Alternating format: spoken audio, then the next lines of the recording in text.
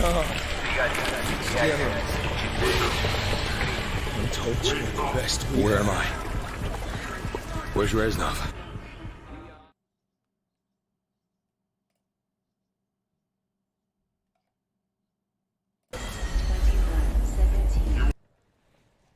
Hello guys, this is the Gaming Revolution here and welcome back to the live stream. So today we have the Activision quarterly earnings report, the first quarterly earnings report of the year, the Q1 investor call, and that is going to be starting in around 2 hours time. There is a timer in the top right hand corner of the screen if you want to go ahead and find out when that is. I do have it linked down in this video's description as well, if you want to go ahead and check it out. And these are the times which I will go ahead and put on screen. I did make a video about this the other day, but yeah, in the meantime, for a couple of hours whilst we're waiting for the live stream to begin from Activision, I'm going to be discussing all the recent leaks and rumours regarding Call of Duty 2020, and I'm also joined by DK Dynamite that I'm going to unmute in a second so he can join in and we can discuss all of this together.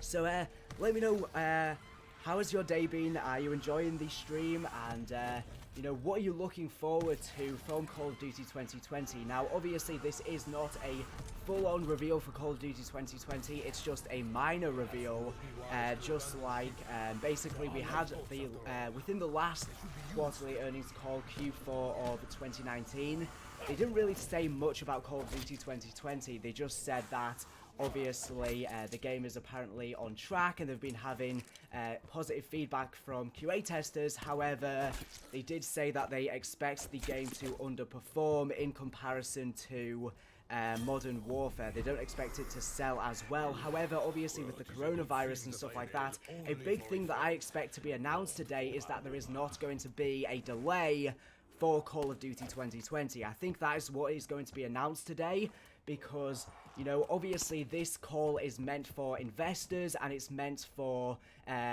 you know, people who invest in Activision stocks and shares. So naturally, it's not meant for fans, although fans do tune in and stuff like that. Most of the details that they give are prioritized towards people who invest in Activision stocks and stuff like that. So all of the information and details that they give will pertain to that. So the only things that I expect to be revealed today are, once again, I expect possibly for them to say that the game is not being delayed and it's still coming out this year. And I also expect them to say, I also expect them to possibly reveal the time era of the game. The fact that it might be another Black Ops game going back to the Cold War / the Vietnam War, because they can say, hey, you know, all these people who are investing in Activision stocks, look at Black Ops 1, it sold ridiculously well, we're going back to that time era, so you should be investing in our stocks because we're about to skyrocket when this game releases. I don't really know why, but I'm having loads of problems with OBS, so I do apologize for the lag. Anyways, I'm going to take off the conference time right now. I do just have some old gameplay playing in the background. I don't really understand why it is lagging so much. If there is any experts on OBS or anything like that, because I never used to have these problems at all. I don't really know why I've been having all these different latency issues, but when the live stream begins, it's going to be audio only, so I guess it won't really matter that much if there is a lag. So I do apologize for the lag, but I will unmute DK Dynamite, who is going to be discussing with me a bunch of Call of Duty 2020 leaks and rumours and stuff like that whilst we're waiting for the announcement live stream from the Q1 investor call. Obviously, that is not just for Call of Duty. They will also go over a load of stuff regarding other Activision games and titles and releases and stuff like that, but we'll just have to wait and see how this all plays out. Let me just go ahead and ask DK if he's ready,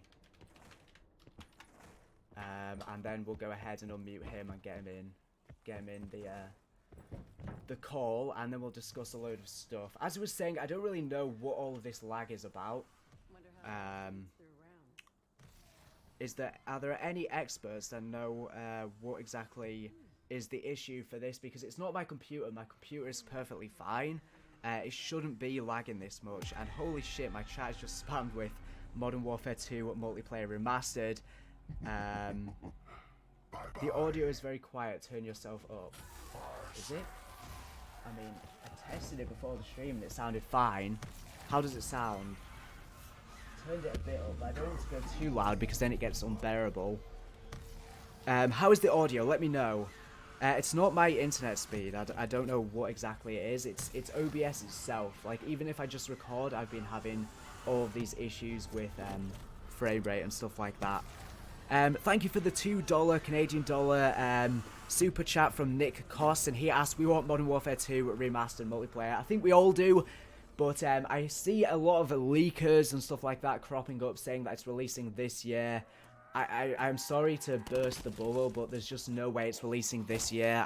I mean, if we are going to see it, it's going to be next year at least, because Activision did say that they have no current plans to release Modern Warfare 2 remastered multiplayer. So if we are going to see it, it's not going to be until next year. And also, we obviously have, you know, a lot of stuff going on regarding Call of Duty right now. Anyways, I'm going to unmute, and DK is going to join me. So the timer you see down below, that is... Oh! Hello? Thank you, E-Call, for the sub. Yo, what's up? Yo, my stream is lagging like crazy, Jesus. Hopefully it's Is it fine. fun? Hopefully it's... I mean, I don't know, maybe I should just take Hold off on. the gameplay in the background and just put a blank image. I could just do that, because the gameplay is not really necessary. Yo, what is up, Majority? Do a little PNG of the live chat if you want to put that over top so the chat can be a little bit bigger. Oh, yeah, wait, how do I get... Yeah, but how am I going to do that? All you gotta do is just put it to the exact size it is on the intermission screen, and then you can make it bigger so it can be like below it, or sorry, the chat will be like underneath that layer, and then it can like rise up from beneath it, so it looks a little bit cleaner. But aren't I still gonna see the other one? What's going on? Oh, I got you. Okay, I understand. Yeah, I don't know why the other one's not like that. This one is though. That's alright. I forget what I did. It's alright. No, it's alright. Sure. I thought I did something stupid. I was like, I always do something wrong with that. But appreciate everybody in chat right now. Scorpiolo, if you could do Discord, that works a lot better. So I don't have audio coming from two places, because it's gonna be harder to talk. Okay, let me add that source in. Yeah, I've just taken the gameplay off on my stream. Hopefully that helps with lag, because we're just going to be discussing Call of Duty 2020 leaks and rumors and stuff like that whilst waiting for the Activision live stream to begin. So I guess gameplay isn't really that necessary. Sorry for all of these issues. I'm gonna put the timer in the middle. Dimitrify donated $5, and he said, hope you're having a good day. Thank you for all of the leaks and info you share. And no worries, dude. I'm having an alright day, although I kind of woke up super late.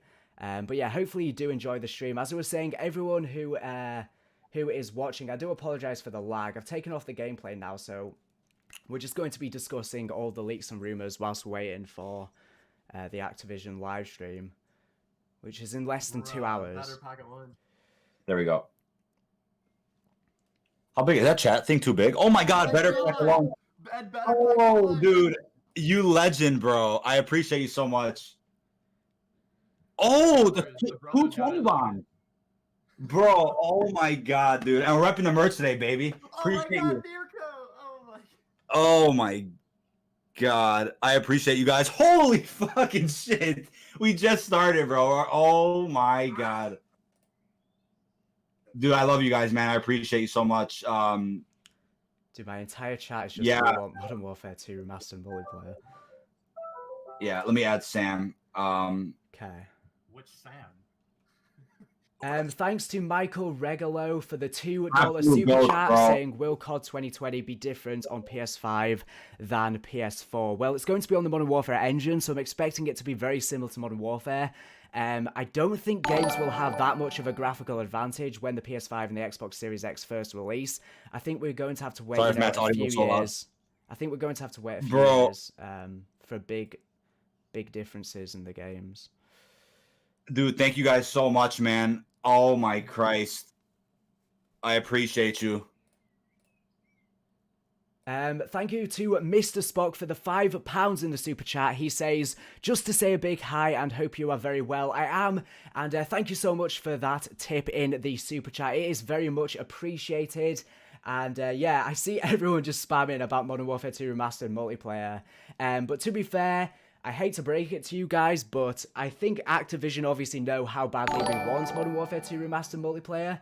And unfortunately, I don't think they're really going to... I don't think people spamming it is really going to make that much of a difference, unfortunately. But we'll just have to wait and see. But yeah, I don't think it's going to be coming this year because the microtransaction system isn't even ready in the game. Unfortunately. You know, because when they were originally making Modern Warfare 2 Remastered multiplayer, it had the exact same or a very similar microtransaction system to the original Modern Warfare Remastered. So obviously now that they don't have supply drops and they're going to move to a Battle Pass system, that's going to take quite a bit of time to get that all set up. And so yeah. But we'll just have to wait and see, I guess. But yeah.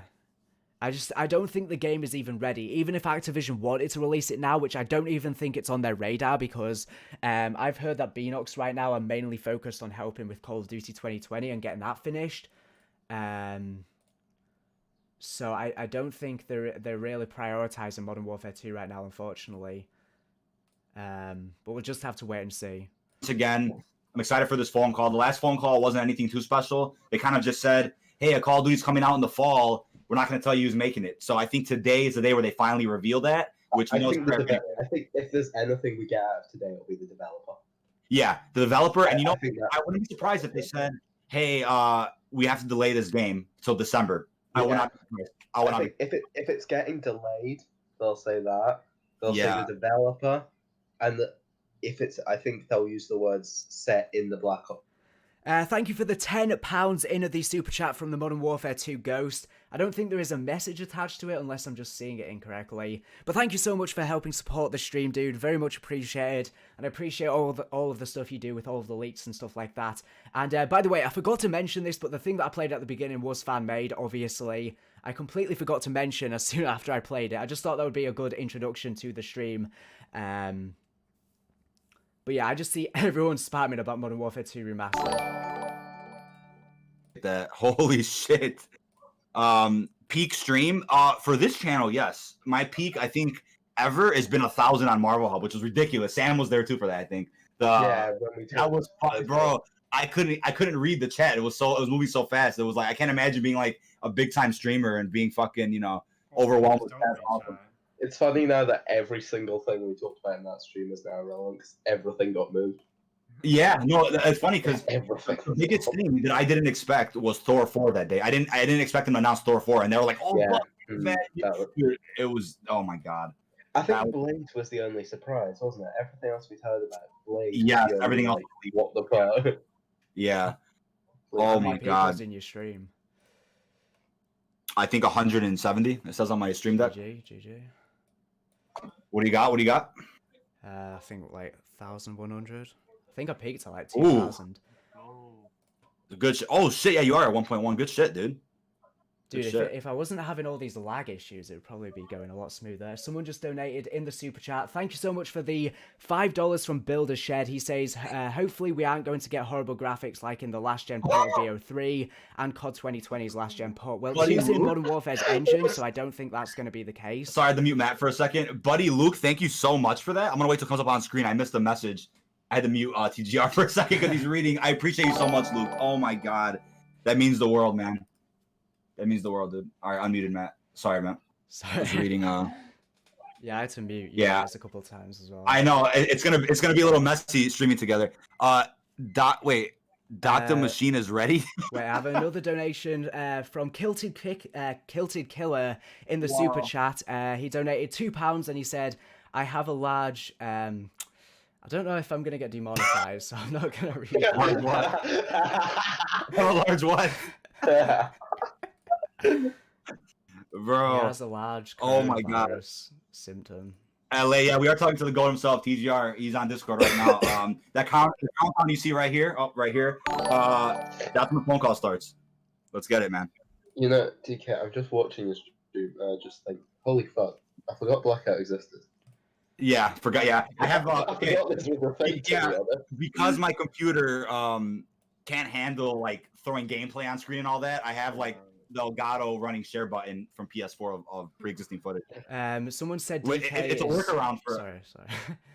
Someone said. No, go for it. Go for it. Someone said that you're too loud. Just turn you down a bit. Let me know in the chat if our audio is about the same now. Click my volume and put me at like 100 instead of 200. I think that might be an issue. Okay. Oh yeah, I have you really high. Like on Discord, yeah. This gameplay? Oh my god. Yeah, I'm also gonna put our 007 footage on after. I have like a bunch of clips. Real Boss RPG. How are you guys gonna catch the phone call? So we have two ways. We can go on the website and we'll click a link to listen to it, or we can call them. Like we can legit call them and ask questions. I don't know if they're gonna pick us, but we can legit call them, which I might do. Thanks for the other £5 in the super chat from once again the Modern Warfare 2 Ghost. He said, thanks for all you do, TGR. No worries, dude, and thanks a lot for everything you do as well. I did see on Twitter that you're thinking of making a channel, and I think that would be definitely a good suggestion for you. Especially since everyone's at home right now, it would be a good time to start. And also, CPMs on YouTube right now are really low, so it would be a good time to try and grind out the 1,000 subscribers and the 4,000 hours of watch time to get monetized. You know, now would be a good time because this is the lowest CPM's ever going to be. So, yeah. I'm a moderator for Ghost's Modern Warfare 2 Discord. So how's it going, Ghost? Buddy Ghost. My stream deck literally crashed because of the view bot. Holy fuck. Rip. My stream deck, I've never seen that happen. I'm gonna call into the Activision call and just. Yeah, do you want to go through some leaks and stuff like that now? Because kind of just rambling a bit. Live leaks. Liveleak.com? Yeah, boys, we're getting Alex Jones is a special guest. He's presenting the Activision live stream. Dude, Alex, oh my god. I stopped watching Justice League Apocalypse to come watch this. Appreciate you, Spider-Man. Thanks, buddy.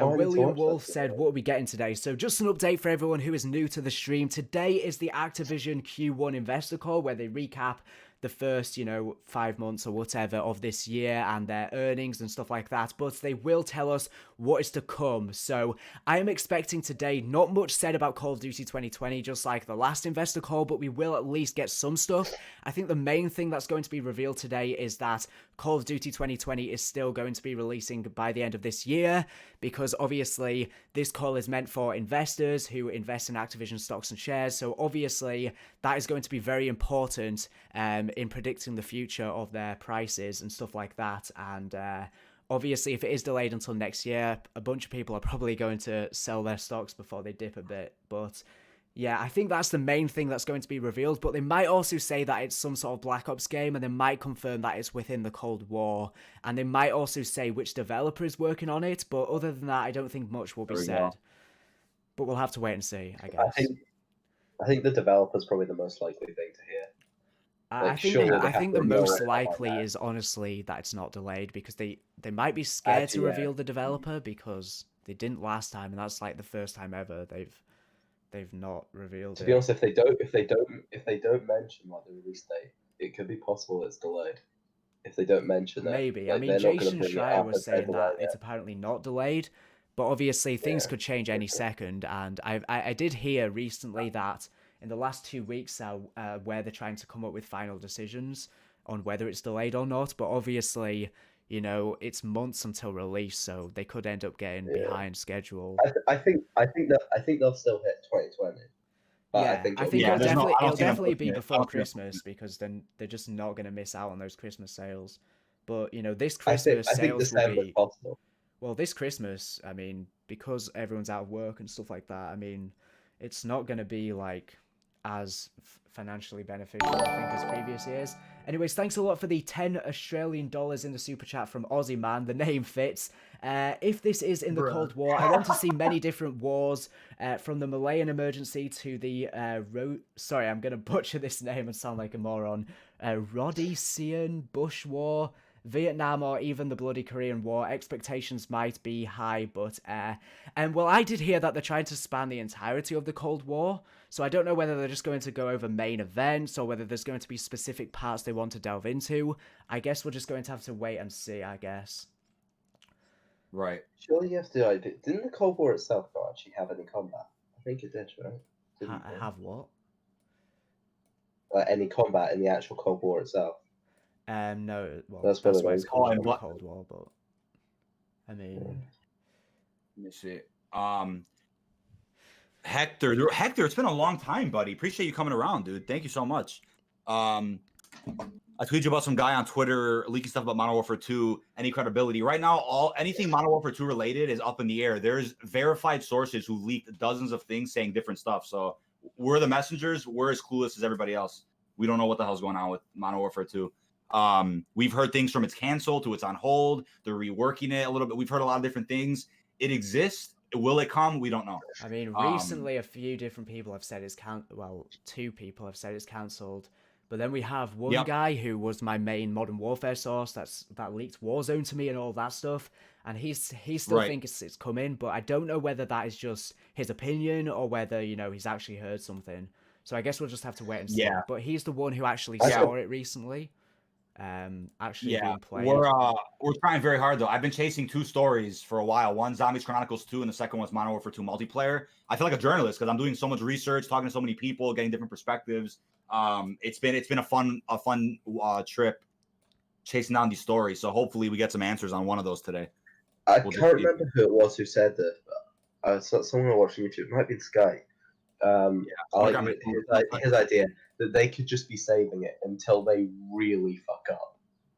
Yeah, they could be, but the thing is, I mean, I don't think it's even ready to release because they've apparently changed it a lot from the original, and also the microtransaction system isn't ready. I think that's the thing that's going to be the hardest for them to decide, because of the fact that, you know, obviously with Modern Warfare selling really well with all of their bundles and Battle Pass system, how are they going to have another system just like that at the same time? It might be a bit too much for people to consume, and which is why I think they're going to try and do something different. I don't know what, but I guess everyone's going to call them so scummy if they go back to supply drops. Well, they're not going to do Everyone's that. gonna That's the run system if that they go is back. actually in place in the game. I think there's even references in the files of Modern Warfare 2 Remastered to supply drops. Like it says like crate reveal in the files or something like that. Yeah. So Baja I Blast, think they're baby. removing all the old microtransaction system, if it is ever going to release. As I was saying, it could be cancelled for good. I guess it's just sitting on the back burner right now. But especially with all the stuff going on with the coronavirus and stuff like that, I think that... Well, that's a bad word. It's a really we're hard allowed one to say to it know, on YouTube now, but they did say we're allowed to now, but because before they demonetized everyone who said coronavirus, because they thought that people would be making videos exploiting it for views, and then it would create some big controversy. So that's why they were demonetizing videos. But they now said they're just going to allow anyone to say it. But since obviously Call of Duty 2020 has a lot of work to be done, I've heard that, you know, pretty much all the studios are just focused on getting that game ready.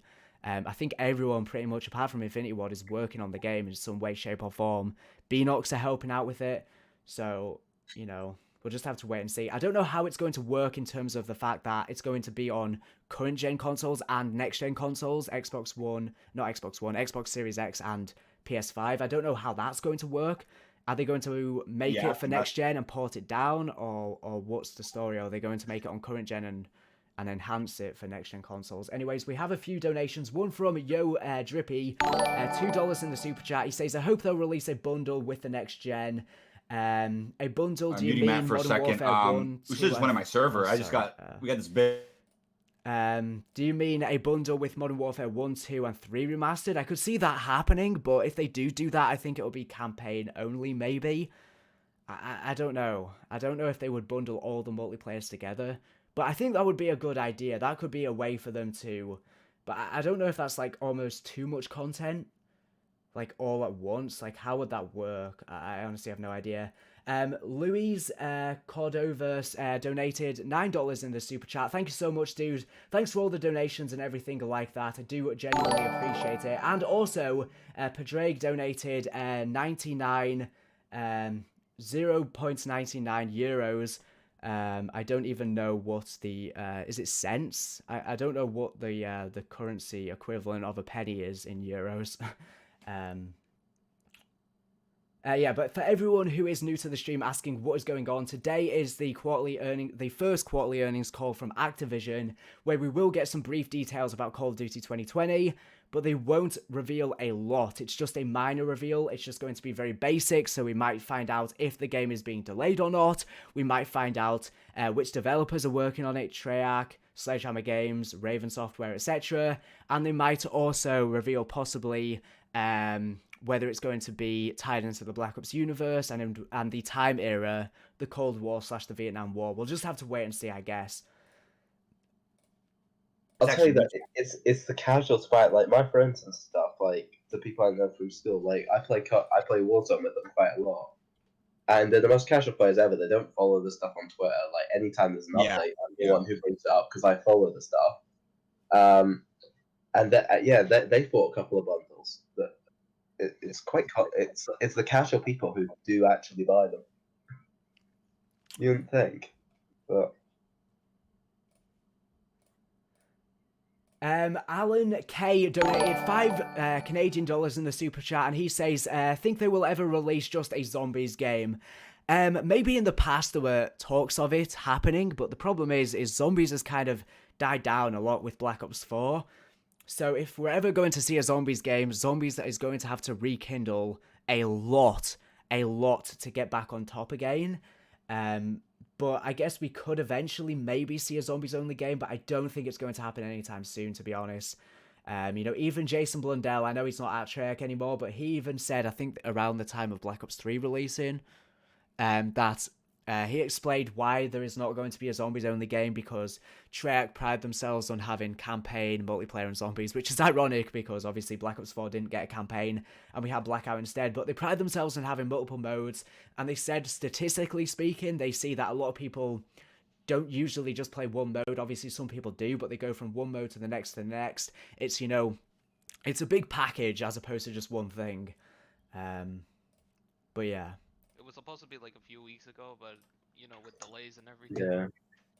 Just because I'm trying to find the stuff about last year's one to see if there's anything, to see what they talked about in that one. What they said in last year's is that the game's having positive feedback from QA testers, and that they don't think it's going to sell as well as Modern Warfare. And they also said something else. That's pretty funny. I can't remember what they said, but yeah. There was something about Black Ops 4 in that, wasn't there?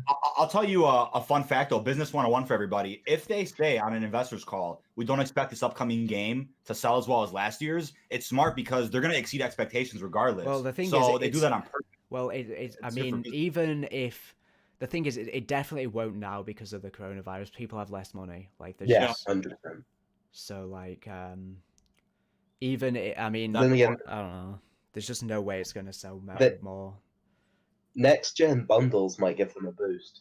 That might maybe the release of the new console. But I think even that's going to underperform somewhat because so many people are at home. So, not working. So yeah, people aren't making as much money, but on the other hand, more people are gaming. So it might kind of balance out.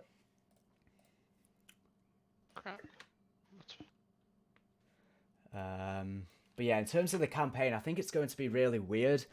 Because it's going to be some sort of alternate universe where some of the events that happen in Black Ops 1 are going to happen the same, but then there's going to be some sort of big drastic change that's going to change the outcome of the game. Yeah. And that's what we're going to be exploring. And there's a £5 super chat from Sean Middleton. He says, when do you think realistically Modern Warfare 2 Remastered Multiplayer will release? If it ever does release, because it could be cancelled for good. Next year, I think, is probably the most likely bet. Maybe 2022, but the problem is that obviously the game was made on Modern Warfare Remastered's engine, so in 2 years' time, the graphics are going to be quite out of date because, it does look worse than Modern Warfare 2019, but it's not that big of a difference, but in 2 years' time, the difference is going to be more noticeable, so I just don't know. Yeah, I was gonna say I think Modern Warfare 2 Remastered actually looks quite outdated. It does a Even bit. I like, mean, it was made. I think it looks worse It was than Modern made to Warfare release Remastered. like a couple years ago, but you know, I it's think- also I more just think noticeable Modern because Warfare Modern Remastered. Warfare got a new engine. So, well, it's not a Yeah, I full-on new guess it is. engine, but it's just I heavily think that's weird upgraded. because like if it comes out when next gen consoles are out, is that going to be an automatic port? Can they even port that, or is there more work? Like it's like if it's going to come out, it should probably come at some point this summer. And then Modern Warfare 3, that probably would be a PS5 thing, unless they have a contract where they have to drop all 3 remasters before 2020 or before 2021. Maybe that's the contract they signed. We don't even know what that I mean, entails. games are going to be cross-gen for probably like until Zombies is Breakpoint going to be fixes it at really some point. benefited from that, especially online games, because I Yeah. feel like with Black Ops 4, no one, like back in Black Ops 2, people used to hop in public games on zombies, but in Black Ops 4, no one did. And Adam asked in the chat, do I have any news on the 2021 free-to-play Sledgehammer Games game? Unfortunately, I've heard nothing recent, and that is partially because my source who told me that, well, basically, I would talk to him on Twitter, and now I don't have a Twitter. He's still talking to DK, because DK is obviously on Twitter, but so I don't really have direct contact with him right now. Unfortunately, but I don't think he's heard anything either, so we'll just have to wait and see, I guess. Yeah, he's really advocating for Modern Warfare 2 multiplayer because he believes if there's any time that it should drop, it's in the next couple months, because he thinks COD 2020 is in a really like sensitive state. So if you have Modern Warfare 2 drop this fall alongside COD 2020, it's gonna take all the spotlight. It's just not gonna happen, but it's just not. I said this literally, like, I made videos about this probably over 2 years ago. I was like, tell me when a good time is to drop Modern Warfare 2 multiplayer, because you're breaking into some player base at some point. Like, and as of now, we have Modern Warfare and we have Warzone. It's already 2. So add a third one to that. I mean, I guess that's fine for us that want it. But like, the only reason Modern Warfare 1 worked in 2016 was because Infinite Warfare wasn't doing well. That was their safety net. So what they did, they updated 3 full games all at once throughout 2016. So you had Black Ops 3 Year 2, Infinite, and then Modern Warfare 1 Remastered. That worked out, but now they don't need that safety net because Warzone's so successful. So it's like, when is the time to drop Modern Warfare 2? It's like, it's gonna bleed into something, whether it's the other case, really, if BO5, if it goes really wrong, then we could see that same thing again with Modern Warfare. Yeah. Modern Warfare 2 Remastered and right. And then if you want to be smart about it, Modern Warfare 3, let's say campaign drops whenever, and then the multiplayer doesn't. Let's say Modern Warfare 2, right, the sequel to the new reboot in 2021. If that flops, as a safety net, they'll drop Modern Warfare 3 multiplayer. See, they'll have shit on the back burner, like Sam was saying earlier. If shit flops, they'll have that just ready to put out in case something doesn't do well right away. Like within weeks, they have that shit ready to go. but the thing that's interesting is once they've got through the Modern Warfare trilogy remasters, what comes next? Yeah, I there's feel so like much. I don't know if they. I don't think they're gonna be It's working on possible. remasters after then. I don't think Activision actually like remasters. I think it hasn't gone that well for them. You know, I mean, the Modern Warfare 2 remastered campaign did really well, but I think in terms of overall sales, I think they feel like remasters hurt their main CODs, which earn them more money. But I don't know. Yeah, you know, it's weird because you know, my buddy Eric was telling us too. He was like, think about this though, something people haven't talked about. Let's say they drop the multiplayer this summer for Modern Warfare 2. You have to keep in mind that unless they just drop it and never touch it, they have to have a team that patches bugs and adds, you know, a constant stream and of it costs new money weapons. every time they update. It costs thousands. Like if they push. Yeah. So like, do they have the budget and the team right now to do that when we have all these other teams working on like a dozen other things, like Beanox, Raven? They're all working on all types of shit right now. Is there time to update a Modern Warfare 2 multiplayer remaster right now? Because Modern Warfare 1 had supply drops, but Modern Warfare 2 presumably would have maybe a new cosmetic battle pass of some sort, not supply drops. So I'm not sure how Modern Warfare. People will then expect the map packs. Well, and that's another thing. Modern Warfare 1 had one map pack, the Variety DLC, which I did a video on when I was like pretty young, and the video banged out of nowhere. It's pretty funny. Now Modern Warfare 2 has 2 DLCs. So yeah, we'd absolutely expect those 2 DLC styles to be remastered because you have Carnival, you have all these cool maps. part of those. But now that they're not charging for multiplayer maps, are people going to then expect those to be free? Yeah, would that be free? I don't know. That's a very good question. Where's Modern Warfare 2019 remastered? Yeah, no thanks. What time's the, so I have a countdown right here, as you can see. That is when the phone call begins for Activision Blizzard's Q1 earnings. I'm really excited about it. We should get Skizzleax in this call. It'd be hilarious. I don't know where he's at though. It'd be fucking All fun. right. Bruh. We have so many people. Buddy Skizzleax, come in. What's up, Stud Muffin Nation? Dude, Lit. But yeah, if anyone Yeah, is watching try- this after the Real stream quick, has turned into a video, I will probably put a pinned comment and also in the description to a timestamp to skip to when it begins. But in the meantime, I guess we're just waiting. And the weird thing is on Activision's website, it says to listen to the call, you have to head to investor.activision.com. But then you can also phone them up. So I don't know whether we're going to phone them up or we're just going to listen on the website. We'll just have to wait and see. Yo, appreciate you, David. 22. What currency is that? I don't know what currency. Norwegian krone. Norwegian. Appreciate you, buddy. 22 Norwegian dollars, man. That's new. Never got one from there before. Thank you so much. Thank you, buddy. Yeah, let's see. Get Skizzleax. Yeah, I don't know. He's probably gonna be streaming too. I think. I swear he announced it. What's up, Rich Dog? Surely remastering any COD as well after COD 4 becomes even more of a nightmare because you've got a third mode in every game after that. Well, here's the thing, right? If they It's a lot remaster more effort. World at War, Black Ops 1, at least those two games, you could skip zombies because you already have those maps on Black Ops 3, so True. there's no point wasting. So you just release a campaign multiplayer or literally campaign only. Now, TGR Source, the main guy he was talking about earlier, he told me something really fascinating. I forgot to even bring this up. He said that Activision at one point was considering a remastered bundle of Call of Duty 1, 2, and 3 because they're just fucking campaigns. Remember? Was this So before they were COD considering 4 remastered release? No, 2 and 3 have multiplayer. 2 and 3 Yeah, have but multiplayer. it wasn't I don't mainstream think, like I COD don't 4 think where 3 has I guess, you know, multiplayers done. So apparently Activision was considering that, but they put it on the cutting room floor. So they talked about it. They were like, "Hey, put out a trilogy bundle for maybe $40." I don't know how long those campaigns even are. I forgot. The thing is, they they put out a how bundle much with was both the games. campaign for Modern Warfare 2? Like £20 or dollars? I swear it was something. Thank you so much. Modern Like, appreciate that. Thank you. £25. Like what? They're gonna make so much selling everything separately. It's such a rip-off. Dude, this makes no sense. How No, are you the know what? bundles 20? How are the Ooh. bundles more money than Modern Warfare Thanks, 2 no, Glitchy. campaign remastered? That's actually a good point. I hadn't thought of that. The bundles are more than the whole campaign. Who is buying these You know, bundles? Like, dude, what are you doing with your No, money? it's like it's so funny though because I said this before. If they bundled Modern Warfare 2 with multiplayer and Spec Ops, they could have charged $60. We all would have paid for it. So like, I think that's a missed opportunity. I think everybody would have bought that. You wouldn't have saw one person say that's too expensive for a full fucking game. Everybody would have bought that. So I feel like they even lost money in Modern Warfare 2 a little bit, but they're getting it back with those bundles, so they don't give a shit. Yeah, appreciate that. Swedish and Norwegian currency are cracked. Thank you guys so much, man. Really appreciate all that. Yeah, I think it was Newbie who was talking about on Twitter. He made a good point that, like before with supply drops, everything was in some way obtainable for free. Now you literally can't get anything for free. You have to buy the bundles if you want to. Here's the thing.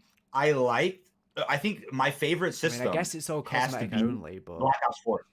I mean, I love It Black Ops is. 4 new It system. is. I think it's the best system they have because you can get everything for free. Just grind it doesn't take. It's not even that much grinding. You do contracts in all mode.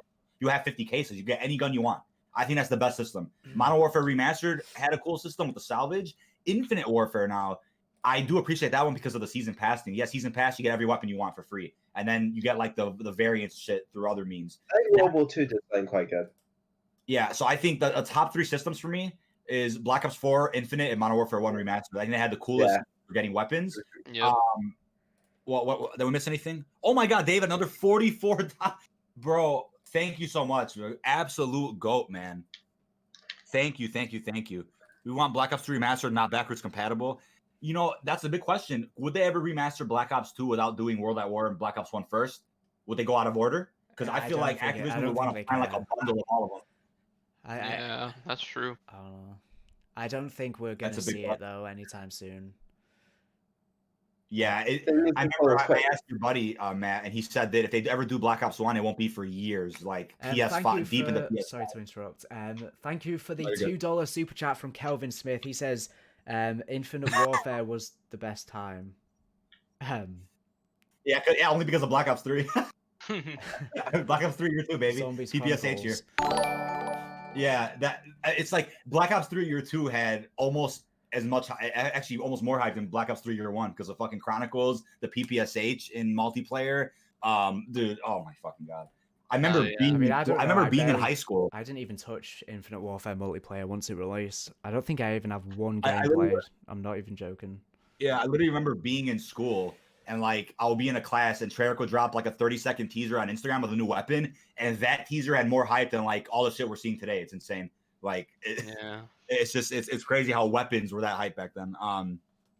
Near goes the Mr. Beast of the stream. Yeah, imagine Mr. Beast comes in right now and he's like, "Yeah, I'm gonna hit up Activision. We're getting Transit remade right now." I'm off for a Well, like majority. Kotick's coming in to give us his phone number. Josh Wukul, absolute GOAT. He is the man behind the madness in my recent Ether storyline video that did really well with dancing little Eddie. That was really funny. Appreciate Josh playing that. Josh the GOAT. Josh GOAT cool. GOAT Wukul. World at War remake with Kino as 4th DLC. Now that's 200 IQ, real boss. That's 200 IQ. That's pretty funny. By the way, we didn't say hi to Zaz. What's up, Zazu? Are you in here? Yeah, I'm just getting Hey, things what's ready. up, bro? How you guys doing, man? Pretty good. Just Yeah, Pretty apologies in excited for advance. this. It gets hectic. Like everybody's talking over each other with chats and all types of shit. It's rough. Yeah. We're making it work. Thank you for the £5 super chat from Sean Middleton. Is there any chance we could get Modern Warfare 2 Remastered multiplayer in May or June this year? It's driving me insane. I keep checking on it every day. I'm gonna keep it real. I don't think it's coming this year. I see so many people saying that it is. I just don't think it is. I've not heard one person say it's coming this year that's been reliable or provided me with information before. And also, it doesn't make sense to be this year when Activision said that they have no current plans to release it. If it is going to release, it's going to be for a while yet. And also, the microtransaction system, as I was saying, isn't ready. It just doesn't make sense to come out this year because it's just not, you know, as I've said previously, they've changed a lot of stuff from the original game and they don't think those old fans are going to like it. However, so they're probably going to be trying to change things around so that old players are happy with the game and also new players. I don't know how they're going to do that, whether they have maybe a separate playlist with one that's nerfed and buffed a load of things and then one that's just the OG game with no changes. But the problem is, if they were to do that, it's going to split up the player base, and we know Activision don't want to do that. So I don't know. I don't think they're going to do that. But that would be the best case scenario, but then it might mean that it might be more difficult to find lobbies on certain modes. I don't know. But yeah, as DK was saying, it is getting a bit hectic in this Discord because we keep talking over each other with different donations and stuff like that. But it means I just have to mute them every now and again. So I do apologize if we interrupt each other every now and again. But I do appreciate everyone who has donated to the stream. It is very much appreciated, especially since CPMs on YouTube right now are really low. But, you know, I guess I have to be appreciative because, you know, a lot of people don't even have jobs. So it's good that I can still at least do well on YouTube and stuff like that during these hard times. And hopefully everyone is doing okay financially, of course. And hopefully gaming and Call of Duty related stuff is taking your mind off all of the craziness going on in the world right now. But yeah, thank you for everyone who is tuning into the stream. I'm just going to unmute everyone in Discord again. Because when I was doing research about the Eye of Apophis, it took me like an hour to read everything. In mythology, there's literally parts of mythology where certain gods raise the undead and use it for like trials and shit. That's literally chaos. So zombies does make sense with mythology. They can easily fucking make that work, but they didn't have time to really flesh it out the way they wanted to. Apophis would have been the enemy of Ra. You would have done trials with zombies and shit. There was stuff with Apophis that just didn't see the light of day, but we got the Eye of Apophis melee weapon in multiplayer, which is hilarious. So Yeah. there's potential for more. I feel it. Skizzleax is going live. Do you want to ask? $150 donation. What? Oh my god. Donation war in chat. That's hilarious, dude. Goats. Let me pull up. You there, Matt? Yeah, Oh, here we go. Leon Lionheart just donated $5 in the super chat. He said, "This guy, lol, sup man. Thank you so much for donating. And a nice lion image as your logo, as your profile picture." That was that was a bit random to point out. lion. It's Dr. Monty's lion. He's coming with the gobblegums. By the way, a little pop quiz for you guys. What is the most reused asset of all time? I think it's the fucking Die Rise Lion. It's in every That's game. what I was gonna say. I was just about to say that. If you just said reuse literally in asset, every you would say game. Die Rise Lion. It's literally in every game. Isn't it in World at War? I mean, they reused a lot of others. I think people just don't notice it as much because that's just so, like, it stands out, you know? Hold on one second. Someone just DM'd me. I found something related to a second scrapped ending of Blood of the Dead. I thought you might be interested. I don't think it was posted on YouTube before. It's only in the Russian version of Black Ops 4. Wait, what? What? What? Well, does he have a link? I said, please spill the beans. Just ask him to What? link it. Live reaction on stream. Live reaction? So that's a whole video for tomorrow, baby. What's going on? Oh my god. Hold on. Oh, by the way, yeah, we're going to record, if Perka and Zazu and you guys are available, we're going to record some cargo zombies on customs if you guys want later. That sounds Sure. really cool. I want to play some of that. Uh, I can join too. I'll download it. Let me see. Oh, dude, Zazu. Shane I versus forgot about- God versus man, day versus night. Dude, today is. Oh man, today's a good day. Today's Yeah. a good day. Your This- mom was trash? My mom's not trash. She's goated. What are you talking about? Let me see. Oh my god, Mirko! What? No way. Wait, Holy Fucking shit. What? what the near code? Dude, what? Bro, you fucking. Oh my god. Jesus. Bro, what? Getting ready. How? Sorry, I just had to mute them. We have a $10 super chat from Leon Lionheart once again. He says, "What? Who? Zombies?" I don't know what you're in reference to. Are you in reference to when I said Dr. Monty? I don't know if you keep up with all of the zombie stuff, but the lion is like the thing that's on the gobblegum machines. But yeah, sorry, you're probably confused if you don't play zombies.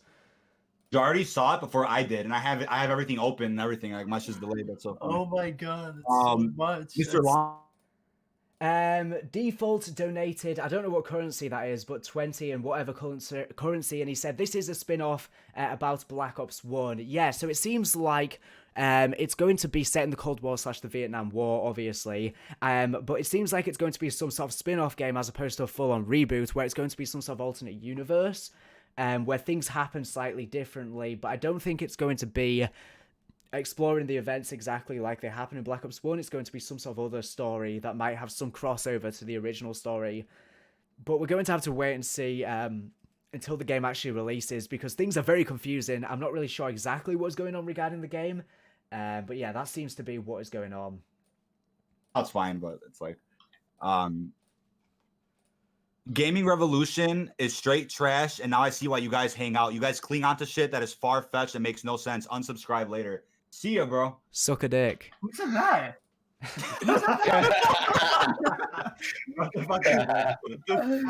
I mean, what's far-fetched? There's an Activision phone call in an hour. What's far-fetched? There's COD 2020 news. All right. People are idiots, and they don't know what clickbait is. So, like, our streams are titled Call of Duty 2020 announcement.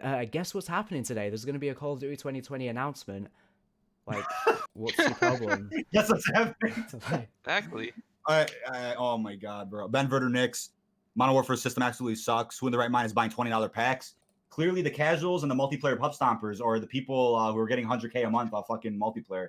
That's funny money on it. More power to them, man. Nothing against it, but like, if you want change to happen, don't buy the goddamn bundles. Then they're not going to keep enforcing them. But people keep buying them, they're going to keep throwing them out there. It's business 101, dude. It's like, what can we do? But yeah, always going to get at least 1 or 2 haters per stream. But I mean, if I was Activision, clickbait. I'd have all of the bundles too. Like, it makes sense. I guess it is just they'll have people who estimate how much they will profit based off of different price ranges. So they probably ran their calculations and figured out this is the best price to earn the maximum profit.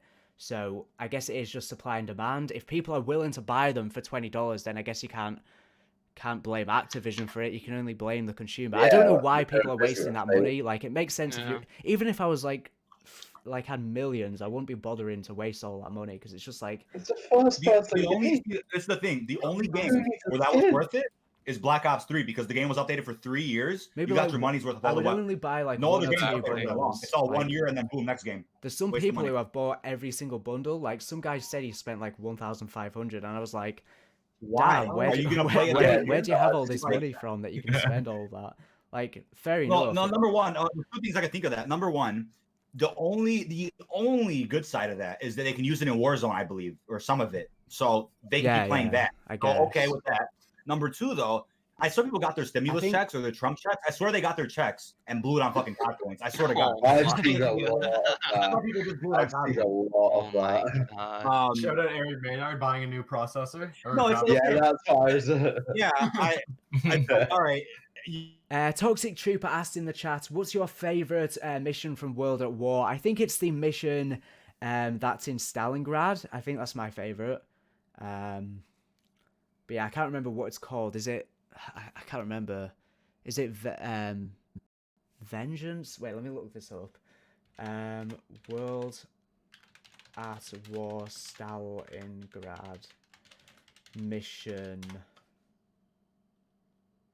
Oh, it's just called Stalingrad, I think. Never mind. Oh, no, it's called Vendetta, I think. I think that's my favourite one. He does a different style of content now, so I don't know why people are so clinging on to Black Ops 3 from fucking 4 years ago, 5 years ago. We're talking about different things now, so I don't know.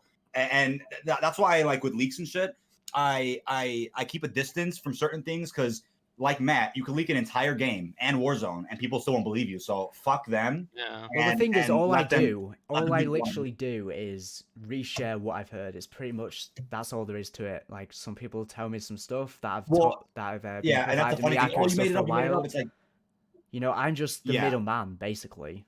You know, the messenger. It's the messenger. yeah, like, people blame the obviously messenger. some stuff has been wrong here and there, but these guys have provided me with Yeah. bang on stuff, and you know, stuff is wrong from time to time. Whether stuff gets changed, whether they assume something. For example, there was this one guy who unfortunately got fired, but basically he was a QA tester and he was working on Modern Warfare, and he told me about the fact that Modern Warfare 2 Remastered multiplayer was pretty much finished. However, he told me that it was going to be it was going to have crossplay with last-gen consoles, and I reported on this, and I don't even know why I took his word at face value. It was just because I knew how accurate this guy was, and I should have questioned him more about this, because it didn't make any sense. You know, why would it be have last-gen crossplay? It didn't make any sense. However, I just took his word for it. I was pretty gullible, and basically he told me the reason why he thought it was going to be cross-gen compatible is because of the fact that I think one time when he was testing the game, they made everyone bring in their PS3s and Xbox 360s from home. I don't know why they did this. I can't remember why, if he told me or not. And basically, he just assumed because they did that it was to test cross-play with last-gen consoles. And that's how that rumour started. So I guess that explains how, you know, sometimes sources can jump to conclusions. I mean, shit happens. And another thing too is like with certain sources, like if they've given you stuff that's come true and you report it, and then they give you something else, like for example, the overhaul. Why would you like? I just if hate you're when getting stuff people that's are coming like, through, "Oh, you're why just would you make making it anything up," and then I pull up all the messages. It's No, people get yeah, angry. and it's like why No, this is what why would you happens. get stuff right and then just make stuff up later? It makes no sense. That doesn't make People sense. get angry when you're always like, all you say is your sources. There's no like receipts. So then I actually show the messages. 'Cause Yeah, I've done so this a you- million yeah, times on Twitter, and then they're like, "Oh, it's fake." And then I show a video that really is hard to edit. I don't know how to do that. Appreciate you, Nico. Like, Will I show do, a man. video of it Have on a my wonderful phone, night, and then buddy. people are still questioning it. It's like I can't be sure. Yeah, You know, I can't just give it's- away who they are. Obviously, like I don't know what you want me to do. Why are you playing Shit Ops 4? You're really a COD fanboy. So, what? Okay. Yeah, it's like, yeah. By the way, who's that said that? Cosmos TF. Black Ops 4 is pretty much my game, dude. I had a blast, and I hold the game dear to my heart. That's just me, just an opinion. Still got to carry me through Tag to Totem. Right now, after yeah, Tag to Totem Easter egg. Is this legit? Yeah, we're just sitting here lying because it's fun to lie, right? Just kidding, dude. There's a have it linked in the description. Content 20 isn't even real clickbait. Yeah, dude. If you want to know what's going on, I made a whole video about it the other day, which I made 2 videos about this, talking about this call, and some people missed it. It's all good, but I just spammed it in the chat. Please don't spam in the chat. Yeah, who's spamming semen in the chat? Somebody clean that up. We said the same thing, but we were on about different things. Oh, somebody just spammed in my chat right now. Like, what the fuck? Someone commented. Yeah, that's that. In my chat, go away, DK. Wait, what did he say? Someone said, "Go away, DK." Yeah. Classified said, "Is Zombies Chronicles 2 really coming to BO4 or the next tryout game?" Well, basically, my main Modern Warfare source has been trying to find out whether transit is in the game, and basically I've been asking him about whether transit is going to be on disc and stuff like that, and he's been replying with gifs of the transit bus and with winky faces, basically alluding that it's going to be on disc, which I don't know how that makes any sense storyline wise, because this game is going to be some sort of spin-off Ether game. I mean, it was pretty much hinted at by Craig Houston within the last Tag to Totem community posting they did, where they were like, in the future we can always explore. Obviously they've already established the multiverse, so there's other areas they can explore within the Etherverse. But yeah, we'll just have to wait and see, I guess. Somebody said Black Ops 4 no campaign, bad microtransactions. So I'll tell you what, I don't care about the campaign, and microtransactions are fixed as of September of this past year, or September 2019. They fixed it all in my chat. What is it? Someone spamming Jeffrey Epstein didn't kill himself. Nice. Oh my god. Big Bad Parks, appreciate you, buddy. Thank you so much for subbing. How's my audio? Okay, audio's good. All right. Oh yeah, by the way, there is actually you can become members of someone's channel for free, but it's only for a month. But it's only in select countries. And with YouTube Premium. Yeah, if you have YouTube Premium, or I think that's YouTube Red, right? You can get a free month of anyone you want. I thought it was two separate things. No, I think they're the same, aren't they? No, because no idea. I think it's just like a rebranding. I think they just changed the name of it. Yeah, YouTube Premium replaced Red. Yeah. We'll see zombies in new COD. Absolutely, man. Transit needs Chick-fil-A area in town, please. Please. Thank you, Brandon, for the sub. And yeah, I have a pretty bad addiction to Chick-fil-A fries now, so I gotta chill out on that. Super Spam says, TGR, do you think they'll reveal the title of the game? I don't think they'll reveal the exact title, but they might say it is some sort of Black Ops game, and they might say the era, like if it's the Cold War. I think that's pretty much it, because as I was saying earlier, this call is meant for investors. So if they say, hey, look at Black Ops 1, look how well it sold, this was when Call of Duty was at a really high point, guess what, we're going back to that era. It's obviously going to entice shareholders to get interested, and investors and whatnot. Yeah. How do you reckon they're going to do the reveal? I'm doing okay. Like, how are they going to do this reveal? Like, yeah, when it actually happened, proper. I don't know. I think it could be at that game. What is it? That thing that Jeff Keighley is doing? Oh, yeah. Somebody asked about. Are you talking about Nintendo Switch? Snake 115. I would love to see COD on Nintendo Switch. I have one. I bought my girlfriend one, but I would gladly borrow it to play some fucking Call of Duty on there. Like Nintendo ports for every game, didn't they? Yeah, I remember Wii U had Black Ops 2 and stuff. I never got to play, but that was pretty cool. I think Ghost is the last one that got one. Yeah.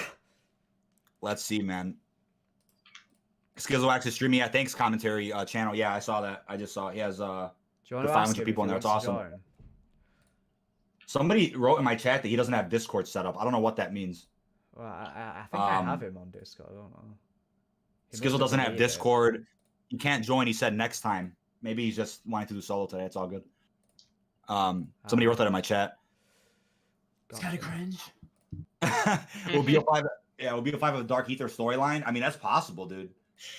I I feel like I don't think it's they gonna don't be the want to be dark as either for the direct full with the story. Maybe continuation. it is for the transit, Die Rise, and Buried maps. But I don't think that's going to be the overall storyline. I think it's going to be some sort of side Yeah, I don't think story in so the either. Ether universe. Because if they continue Ether like that, they might as well just not have ended it in tag. They I might as can't well just help say, but all right, feel it was like more Yeah, some fun. of these that's is what- going to They're- be connected I to think the the maps will campaign. be there for like relief to boost sales. But- We You know? could get like a 50-50 split again. First half of the year we'd get Transit on disc, say, and in DLC 1 and 2 we'd get Die Rise and Bury. Then after that we switch over to whatever they want to do long term. Because we already heard that the maps are different with like more doors, more barriers, bigger settings. So if that's the case, right? If they're going into this different style of gameplay, you know, alongside each new map that comes out, you release a fan favorite. So Transit first on release, Die Rise DLC 1, Bury DLC 2, like alongside, you know, the new maps they drop, and then by the time DLC 3 and 4 come around, we should already be used to the new maps that we have, and then from there, there's no more remakes ever again. If that makes any sense. So like, kind of as safety nets to boost sales and shit. Do you know how long the got some spam in Activision chat. stream Please don't usually spam. lasts? About an hour and something, hour and a half. Everyone's, Last time was hour and a half. everyone's spamming free Joe Hour Exotic. two.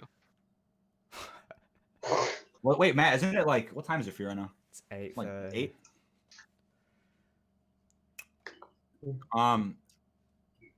What's up, Optimal What's the countdown? The countdown is when the Activision investors call begins. You should be getting new information about Treyarch's new game and plenty of other stuff too. Warzone, the bunker Easter. Let's talk about that for a second. They the won't, bunker they won't Easter say egg. anything about There's the red bunker key card. Easter egg. What, that's got nothing to do with an investor call. No, I'm saying you might By see the like way, live events. investors, No. I'm saying like live events because that's probably what it's a part of. They might announce it. Mate, I don't know. Did they even? They might say like, yeah, we have big events planned for Warzone or something. I don't know if they would though, because I mean they don't earn. They wouldn't give money. any specifics. They don't earn money directly from that. They just, I mean, it's the bundles they earn money from. Imagine you have to pay to get into a live event. Oh my god. You have to have the battle pass to play COD 2020. Buy Yeah, a ticket yeah. to a live event. That'd be something. I'll put some Warzone gameplay on as well. We got plenty of Blackout in already. What country do I gotta have to get a free month? Oh, Matt, you said it earlier. Oh, Shit. it's let me get it up. I know it's the United Kingdom. It's not America. Wait, let me get it up. That's funny. Let me try find it.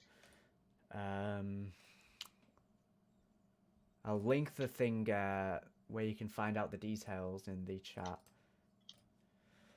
Let me get it up. It's just loading. So it is. Yeah. It's Brazil, Ireland, Japan, South Korea, and the United Kingdom. If you have YouTube Premium / YouTube Red. Such a weird mix of countries. Yeah, I don't know. It is. That's what I was saying. It was kind of random. That's kind of random. So basically, Um, you it's visit like youtube.com, yeah. you visit YouTube or open the app. You go to the channel and then you just click the join button, and then there should be this join for free. So it'll be 1 month free, and then you can cancel it after if you don't want to be a member anymore. And then I think it starts charging you after a month.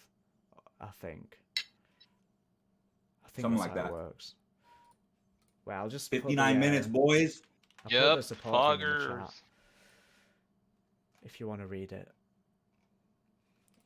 Yeah, so you put in chat. Wait, where is it? Well, I'll link it in Discord. Oh, okay. I was like, what? Oh, yeah. Ooh, almost went. Scroll down to free membership.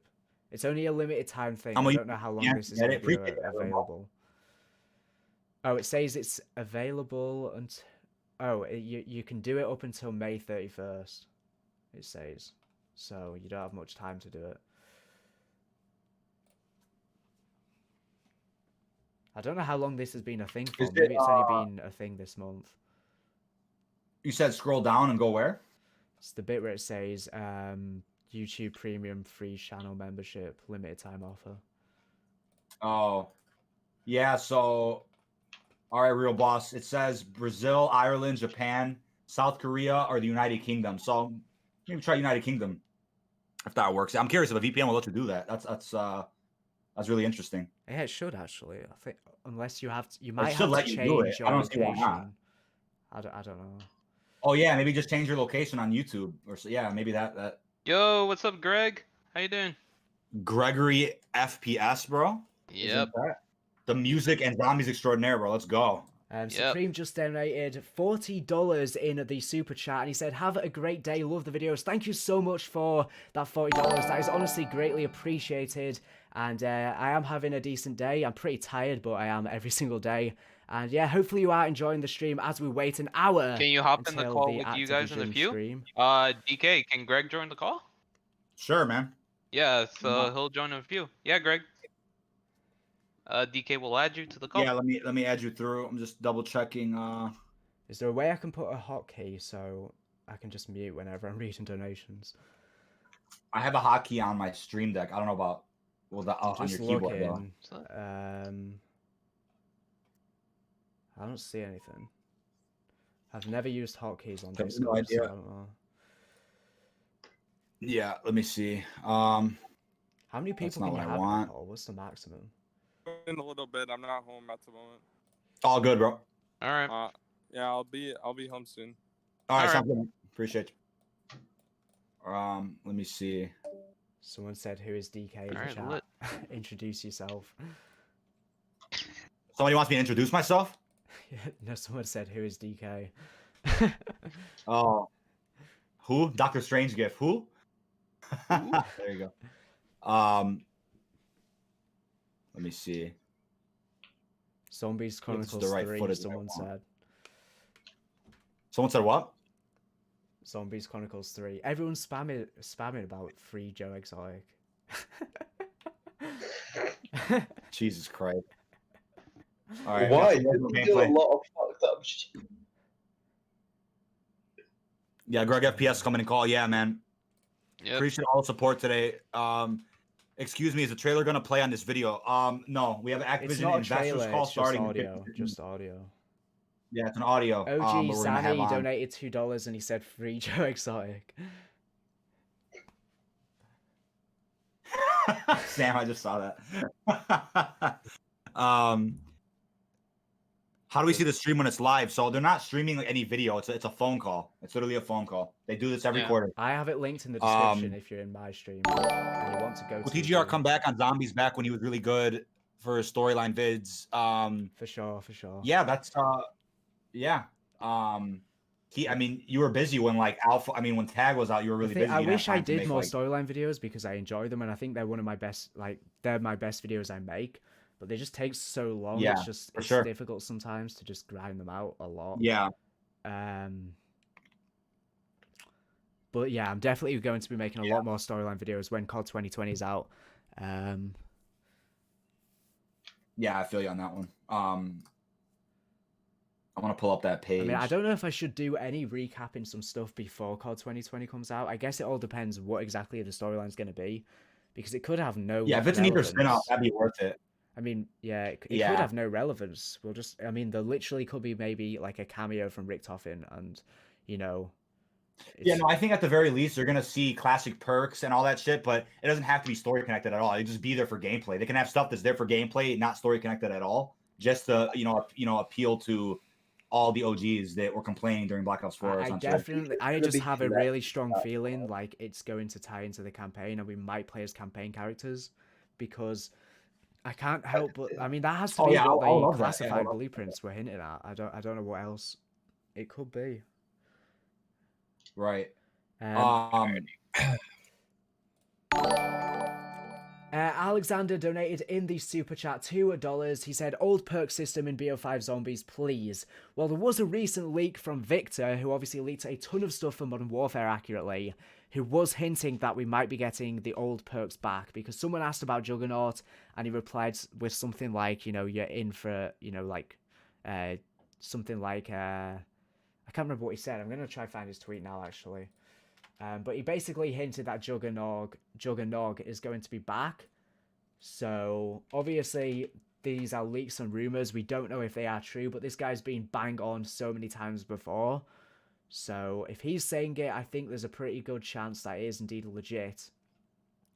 But, obviously, all of his tweets are in Chinese, so they've just been translated from Chinese to English, so it means that we could be misinterpreting his tweets because there could be an error in translation, but I don't really know. But you know, I can't help but feel like Juggernog would be back just because so many people were asking for it in Black Ops 4. I mean, they basically gave us Juggernog anyway because you start with 4 hit downs. You know, obviously they changed it like a month after it released, or maybe like 3 weeks, I can't remember. So basically you spawned in with Juggernog anyway, but I didn't really like that system. What they should have done is they should have had it so that when you spawn in the game, you start with, you know, no perks, but you have to buy your 4 perks that you've selected prior to the game. However, they should have added a 5th perk machine on the map that is just Juggernog, and it shouldn't have counted as one of your 4 perks, and you should... I don't know why they didn't do that, because that would have been the perfect system. You could get your 4 standard perks, and then Juggernog is a bonus one. I think that would have been a much better system, because you're too overpowered at the start of BO4 Zombies. You start off the game with a specialist and also Juggernog, basically, and you're just too overpowered. It means that the easy rounds are the easiest. The early rounds are the easiest, I mean, when really it should get harder over time. I mean, sorry, I messed up my word in there. I mean, you're just too overpowered at the start of the game. You know, Zombies is all about, you know, getting your perks, pack punching, you know, becoming stronger over time and progressing, when in BO4 it's kind of counter that, if that makes any sense. I don't know if I'm making any sense. But yeah. Patrick's music reaction videos, Bell. What a random name. He says, great videos. Thank you so much, dude. And people are spamming about Jeffrey Epstein again. I have no idea what is going on. What the fact we still haven't seen what the PS5 looks like. The peanut butter cookies revived. That's a yikes. Peanut butter cookies. That will kill me. That will literally kill me. Yeah, he said it made him constipated. That's a rip. Dude, That's a rip, dude.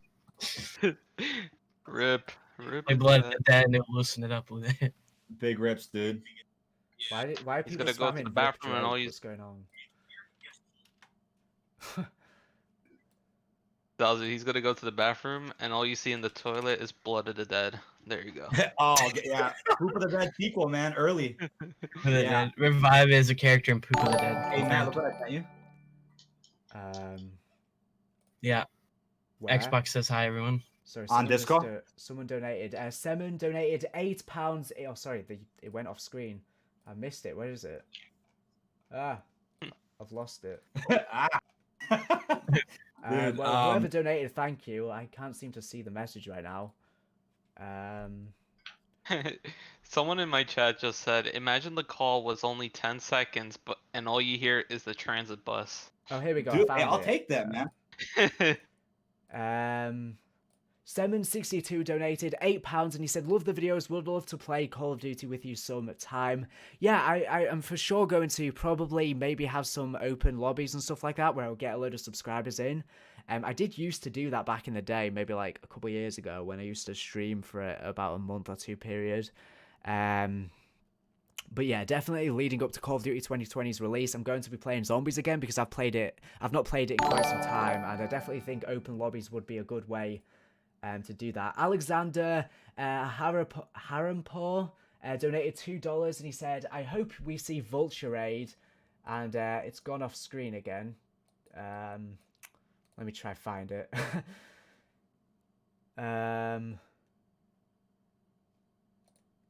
Where is it? I don't even see it in the chat. Why can I not see it? Oh, here we go. I found it. I hope we see Vulture Raid, Who's Who, and Tombstone. Yeah, those perks are classics. I hope we do see them as well. It would be nice to just see every single perk with... imagine if we had every single perk in BO4 and also in all previous Zombies games. That would be insane. But I guess some are really similar in BO4, so they wouldn't be able to have, you know, the exact perks. But, you know, I would love to see an official Treyarch Zombies map that's like some of those custom Zombies maps where you can just get millions of perks and just become insanely overpowered. But they're probably never going to do that because it's just too over the top. But yeah, thank you for everyone who has donated to the stream. It is very much appreciated. Braden says, hey everyone, Sub Game Revolution. Welcome to the stream. Where can we hear the call? I have left a link to it down in this video's description. You can also call a phone number to hear it as well. Youth says Call of Duty needs a break, but I wouldn't be mad, but geez, yeah. I agree, especially for Call of Duty 2020. It would probably be benefited if it was delayed, but we know Activision are probably going to want the game to release before Christmas, regardless of the state that it is in. But yeah, I'm expecting within today's stream for them to announce that Call of Duty 2020 is still scheduled for the end of the year. That's what I'm expecting, because Jason Schreier did say that there isn't expected to be a delay, but obviously that could change in the future. But right now, it seems like there's not going to be a delay, but we'll just have to wait and see. I'm expecting that to be the main announcement for today, though. But only time will tell. Right now, it's going to be a game that's cross-platform between consoles and mobile. So it's like a Fortnite level game. There's going to be building of some sort. I don't know if it's like Fortnite building. I don't know if it's like building from war in World War II. But the game is going to be free to play. Presumably going to be dropping next spring. So Activision seems to be on the schedule of like dropping a full release every fall and a free-to-play experience every spring. Sledgehammer's leading that project while also helping Treyarch make COD 2020. So I'm curious if that free-to-play game is going to tie into the new Black Ops game coming out. So, a lot is in the air right now. We'll see what ends up happening with that. Everyone's spamming my chat with Donald Trump stuff. Are they spamming hashtag 4 more years? No, they're all spamming Donald Trump killed 70k Americans.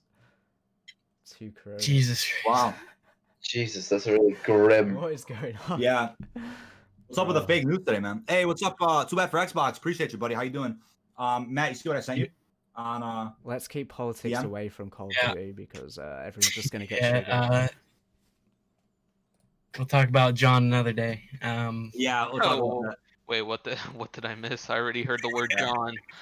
I already heard it. Forget about it. All right. I'm gonna be the president of America.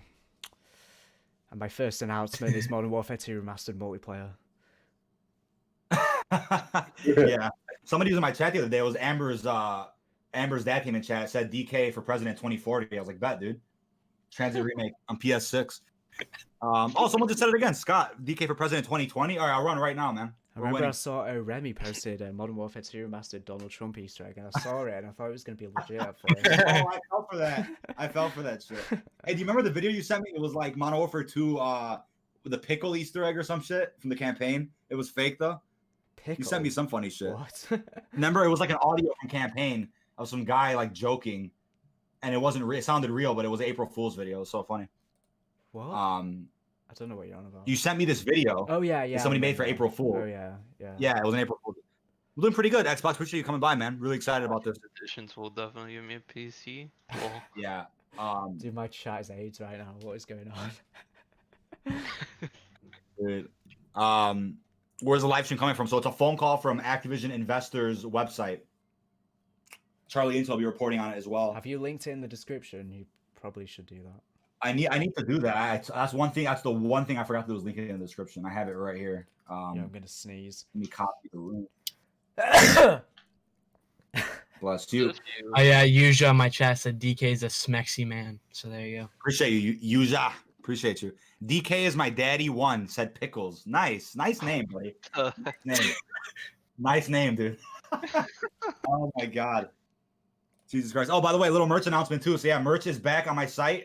The shop that makes the merch is back open. Thankfully, the pandemic hasn't shut them down. They've been in the business for like 30 years. Thank God they're back. I have beanie hats coming out soon. They're still in production. Really excited about that. All that can be found on my website, which is in chat now. I also have a special surprise for Zombies fans dropping on my website really soon. It's an actual game that you can play. I won't share any spoilers, but I can't wait till it's announced. The goal for release date's like May 16th when Chronicles 1 drops. Or when Chronicles 1 dropped years ago. So as an anniversary. Someone put in my chat, DK is a simp. People are spamming simp. What's going on? Yeah. I don't know. Who do I simp, man? Can I simp my girlfriend? Does that work? I'll simp her. Custom zombies on console. Oh, that's 100% guaranteed because Xbox Series X can run Steam, so you'll be able to run custom maps like that. If Black Ops 3 becomes compatible on, I think it is already anyway on the Series X. I think they said. They said Xbox, but loads of people are now saying you're a simp. Wow. Did you know Donald Trump saying "Blinding Lights" by The Weeknd? What? I didn't know that, dude. DK is that's such a random That's a random thing. Yeah. Release your mixtape. I will. I'll release a mixtape. Let's do I'm it. releasing my OnlyFans. Get that money. Yeah. Oh, Wait, Matt, butter. did you miss my thing? I sent you. Oh yeah, I did. Wait, where is it? Oh, DM on Discord. Let me know if you want to do that. We could do that now. Well, you just announced it, so it's kind of like. Well, it's just something else too. Hold on. Let's party on down. Let's do it, Owen. Bless you, whoever sneezed. Yeah, that was TGR. The TGR sneeze. What else should we do?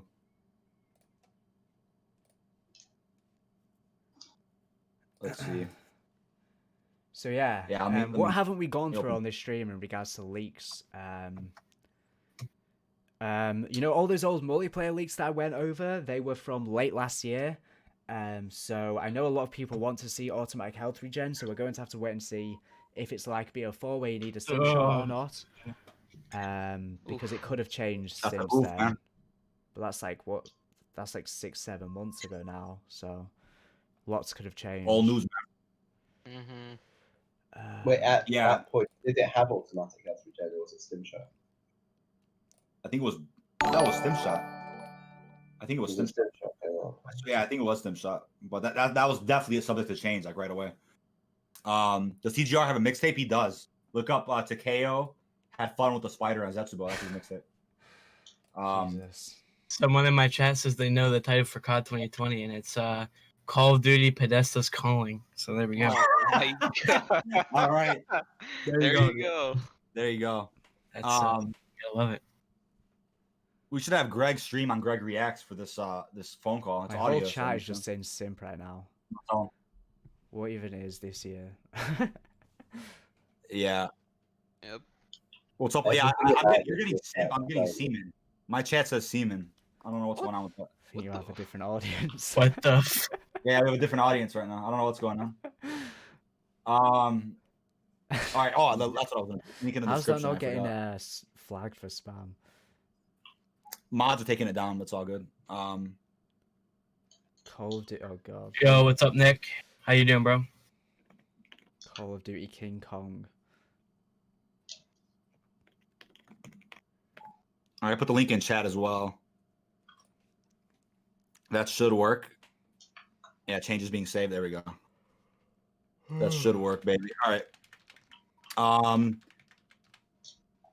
Have a zombie mode like Horde from Gears of War. Yeah, yeah, Gears of War is intense, man. I used to play a lot of that back in the day. I played Gears of War 4. I didn't play 5 yet. What's the countdown for? There is a Activision phone call happening. It's gonna be talking all about the future of the franchise and other games too. So we'll talk all about that. I figured it's better to just stream it instead of making like 50 videos. We'll still have videos this week. Are we going to talk whilst they're talking, or Any are we final just going to be review? quiet? Yeah. Like, I mean, I guess we'll try to be as quiet as possible, but like Yeah. when there's obvious breaks and shit, like because they do like pause and put music on for a sec, like we could say stuff. I but haven't listened to any of the other years, but so I don't know. It's kind of like they have like the elevator music. They say something, there's pauses. Let's hope it's not.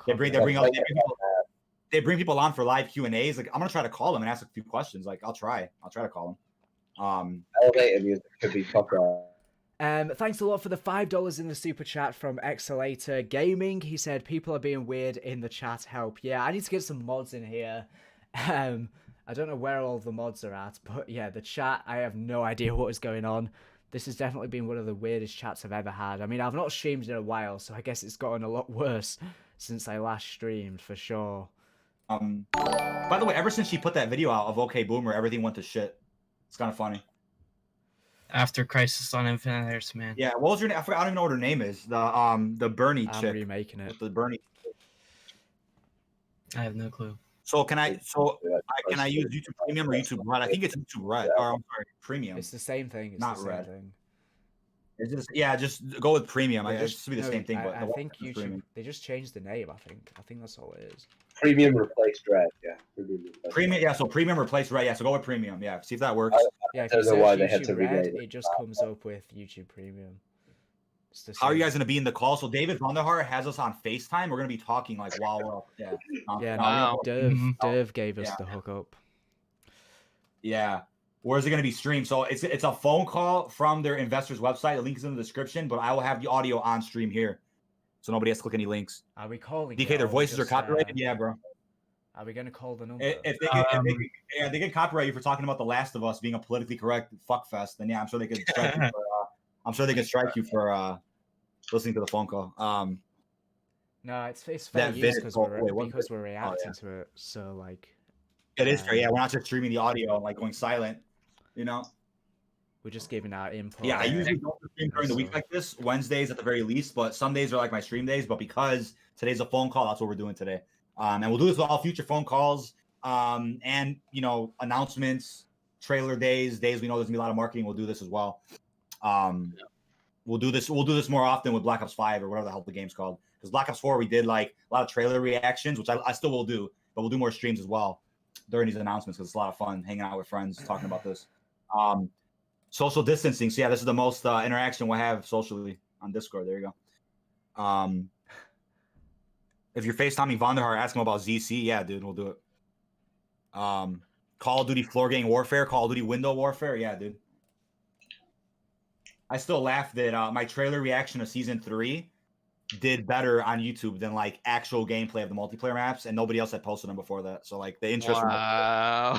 the interest for multiplayer was not there for anybody on anybody's channels. Max Yeah. did all right. Max did all right. Nobody actually just cares about Warzone. People are asking. Yeah, where- no, I get it, and now I get it. Like I thought I was having a good time going and playing the multiplayer maps, recording. I'm like, oh, no point. Nobody gives a fuck. But that's that. Napalm Zombies returning. Wouldn't mind it.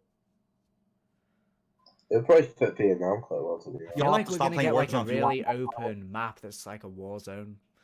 No pun intended. But Yeah. I feel like It's like it's a- we like a could war- get an open Vietnam map. Someone said, Yeah. "Does DK ever Ooh. show up?" No. No, who said that?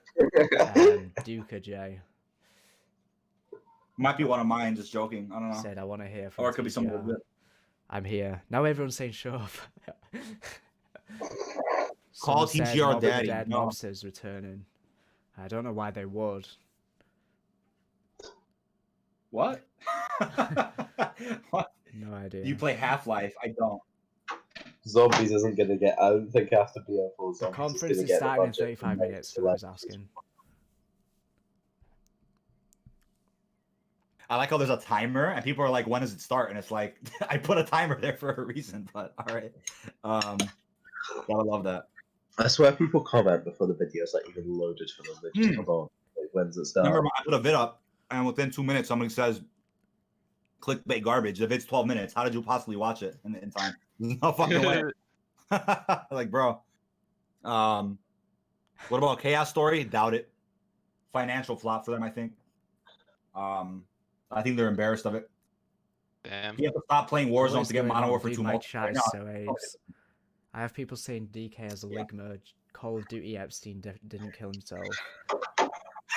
Call of Duty assassinated Alright. Jeffrey Epstein. Thank you, Wow. guys. Yeah. How When have I does the not been call start, dude? monetized? Yeah, it's like it's kind of right next to me, dude. That's funny. Call of Duty Epstein didn't off himself. Yeah, that's the right name. What's for dinner? So I have tomato soup and grilled cheese, man. The best combo ever. There you go. GG's. I'm still in the 1% that thinks Spec Ops is fun with friends. Yeah, dude. Seriously. What's Spec Ops? Yeah, no, it was. I had a funny ass stream doing that. I mean, that was a good time. It was just a good time with buddies. Solo, yeah, you're gonna not enjoy that one bit. Let's eat glue. No, thank you. What is thank you. going on? Yeah. Someone said Call of That's Duty always the Free issue with Zone like being dual dead. streaming is that people get mad if someone's reading somebody else's chat. Like I was playing with somebody on Blackout one time, and the guy got so annoyed I was reading my chat, he literally left the game. I was like, cool, dude. Brother. So dual streaming's only good with like friends you actually are good friends with. Yeah. With everybody Thank you to Boo Boo for becoming an intermediate member of the channel. Thank you so much. By the way, I did say this earlier, but you can actually become a free member of one person's channel if you have YouTube Premium. So it's only in select countries. It's only in Brazil, Ireland, Japan, South Korea, and the United Kingdom. Basically, for members right now, I've been putting up videos early. Videos that are not time sensitive, because sometimes I have videos ready ahead of time before I put them out, so I just put them out early for members. And I've been putting up some exclusive videos on there as well. I've put a few out. I definitely want to get more out. I put some bloopers on there, and I put a load of videos from my myth busting video that I haven't actually uploaded, for members only. So yeah, I've been trying to have a lot of exclusive stuff for members. Obviously, some people become a member of someone's channel just because they want to support them, and it's kind of just a donation. They don't really want anything in return. But with the membership service, I've been trying to at least have, some sort of benefit, or quite a decent amount of benefits to actually becoming a member. I know a lot of other people who have members on their channel. They do things like they just have the different the different emojis and stuff that you can have, and they and that's about it. You also, if you are a member, you get access to a specific channel in my Discord where I guess you can talk directly to me. That's a good way. I try and respond, because people who are members obviously get highlighted in the comments, so it's a lot easier to notice. So I try and respond to most members, or just hide your comments and stuff like that. But yeah, you don't have to become a member. It's just something extra that I've recently been doing on the channel over the last, few weeks. Because I've had members available for ages. I've just never really had any benefits set up. It's only as of late that I've actually been utilizing that feature on YouTube, which I think is definitely a cool system. But yeah, David H has also become a member. Thank you so much, dude. But yeah, I'm just going to put a message out for members right now, because I can also put out exclusive messages to members on my community tab. And I think members get don't correct me if I'm wrong, but I think members also get notifications for community posts as well. So let me just put out a quick message for members, just saying thanks everyone who has became a member. But yeah, this month only, you can become a free member of someone's channel if you have YouTube Premium. It ends on the 31st of May. And yeah, it's only 1 month that you can become a member. Let me just, for members, I'm just going to leave a link to my Discord, because if you are a member, just message me on YouTube, and I should see the message in my comments or anything, because I can specifically set it to members only comments. And basically, if you just message me that you're a member, I'll then give you the members role in my Discord. Let me just put this out on my community tab. So I'm just writing, thanks everyone who has become a member. Message me here if you want a member's role for my Discord server. Okay. Let me just post that. I will leave a link to my Discord in the chat right now as well. If you guys want to join my Discord, I've not been that active on it lately. But I'm trying to become more active. Cameron's Reptile Life has also become an intermediate member, so thank you so much for becoming a member. So right now I have 3 different tiers of membership set up, each with different levels of benefits. Intermediate gets the most. I'm going to try and put up more bloopers. I did put up one short little bloopers video a couple weeks ago, but I need to put out more. I also want to do behind the scenes videos, so showing like my editing process, but I haven't gotten around to filming any of them yet. But that's what I'm going to be trying to get out for members sometime soon. But yeah, if you go ahead and join, if you are a member, if you just let me know. I will give you guys a members role in my Discord, and then you get access to a specific chat. And I think I might start putting leaks in there as well, since I don't have a Twitter right now. So I guess we're just waiting for that. But yeah, I will also put member-specific videos in that chat as well. I put it on my community tab after I post for members, but I put it in there as well, just in case you missed the community post. Anyways, I'm just going to unmute the guys on Discord now. We're only less than half an hour away until the Activision stream, so not long now. Think that. No, Call of Duty Big Fungus. Hey Matt, you there? Your timer's wrong. Yeah, sorry, I just wait, what? My timer's wrong. No, it's not. Somebody said yours says an hour, and it's only 28 minutes left. It says 28 minutes. Oh, why did somebody say that in my chat? Somebody literally said I don't Matt know. says 1 hour. What? No idea. Love your theories. Appreciate you, gamer guy. Yeah, I'm gonna do a lot more story videos. Like I really enjoy making those. It's just What was that noise? they're time consuming, of course, but we'll do more. Oh, time zone difference. Yeah, I mean it's the time limit doesn't even matter. It's 30 minutes from now for everybody. It doesn't matter. 5 times zones. Different things don't happen at different times. Yeah, it's like at 3:30 time, calls happening. The Matt has to wait an extra hour to hear his like or some shit. Yeah, there's some weird shit going on there. Some fucking inception. But that logic, that would have had it like. Oh my 5 god, hours. you how with that beauty green icon? I love it, bro. What's going on? Yeah, Yoki. ODK, when does it start? Yeah, I don't know, man. I don't know. Put the countdown on your forehead. My forehead's not big enough for that, man. You can't see the numbers. Thank you for becoming an intermediate member, Demon King. Very much appreciated. By the way, because right now I have literally no mods within my stream, I'm going to go ahead and give some mods to members, just because I can trust them probably more than just a random person. Usually I give people that I can trust, but right now we need some mods in the stream because, it's getting a bit crazy. So I just modded a couple of members. But yeah, we definitely need a lot more members because there's literally no one moderating right now, and their stuff is getting pretty crazy. There's a lot of spam going on. As a Call of Duty player and content creator, it's Black Ops 4. But that's me. The call is happening next week. Yeah, totally, dude. Imagine they canceled it right now. Was there a Modern Warfare update today? Oh no. It was There's just a a play- playlist update. Alright. I have no idea. When is Hard Hat even coming? Is that like next week, I think? Is that even on the roadmap?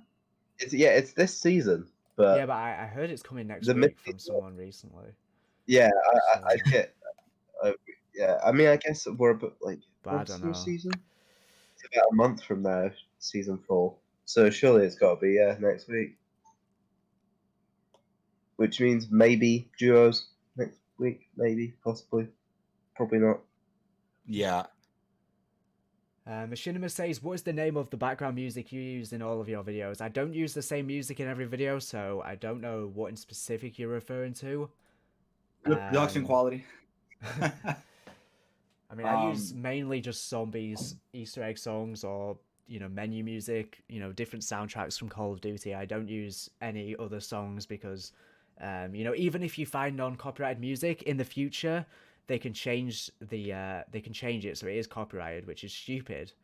I don't think it should. If you use music in the background of your video when it's not copyrighted, and then they change it so it is copyrighted, you should be safe. But it's just a stupid law. Yeah. I think copyright Yeah. laws are freaking dumb, to be Yeah. honest. What's I like your outro music, Matt. I don't know what that is though. Which one? Oh, it's when you show your members on screen at the end. That Oh, music was it's, fire. um, I love listening to it. It's an remix. Oh, is it? Dude, Yeah. that's sick. That's sick. Because I found that Okay. music when I was I did the Hey, It what's up, video. Greg? Yo, Hey, buddy, Greg. What's Yeah. going on?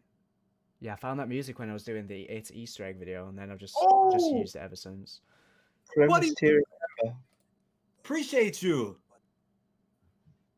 Buddy, Babu, welcome to Ultimates. Appreciate you, man. Thank you so much. Yo, he became Let's a get member it. of my channel as well. Did he? What a goat. Let me change that number now.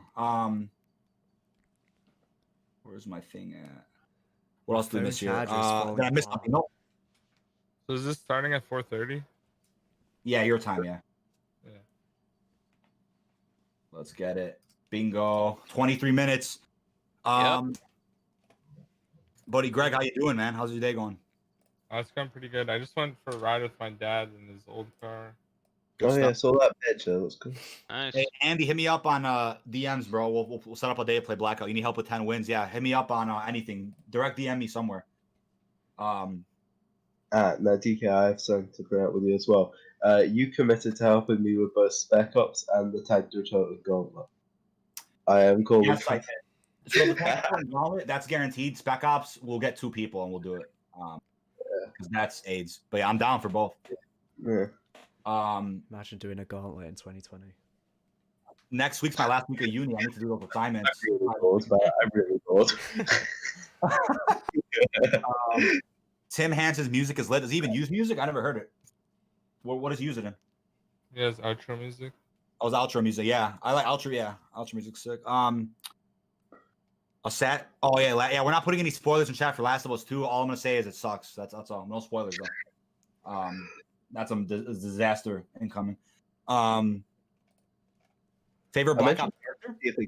I'm interested to see if the actual game gets just as much shit as the leaks got. I hope there's like multiple endings or something, so they can fix that garbage that got leaked or something. I don't know. Appreciate it. Hey, Sky's joining in 5. This is one of the biggest phone calls I've ever been in on Discord. We should have just been in my server, but it's all good. Might as well just be in a call. Fuck it. Is there a link to all this? Yeah. I just It's tune in into the someone's bottom stream. I'll link it right now. Alright.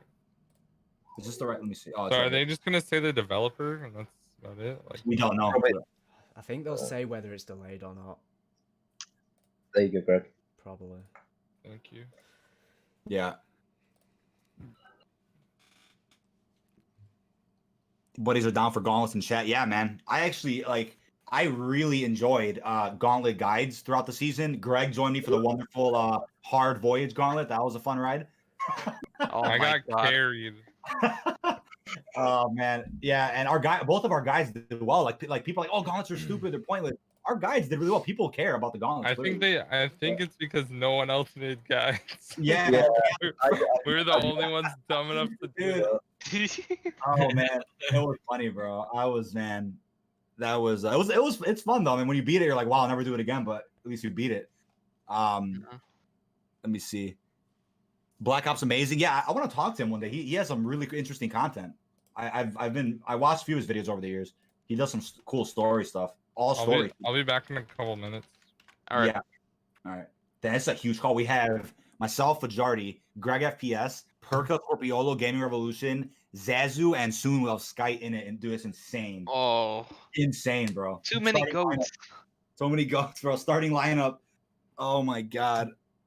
You know, if you count that out there, we have a grief lobby. We do have a grief lobby, dude. Everybody hopping plutonium.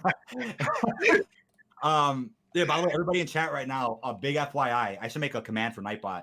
Zombies for Charity Part Dos. Number 2 is June 27th? 24th? Yes. 27th? Yeah, 27. Huge day. I cannot wait for that. I'll be throwing like little teasers and stuff in my vids going forward, starting soon. Captain's Draft May 6th? 24th. 24th. That's gonna be big. So yeah, I'll be streaming that here on the channel. Very excited for Hey Jude. It's gonna be great. That's gonna be in June. Definitely be there for that if you guys can. It's a really important Captains charity. of Team Goat.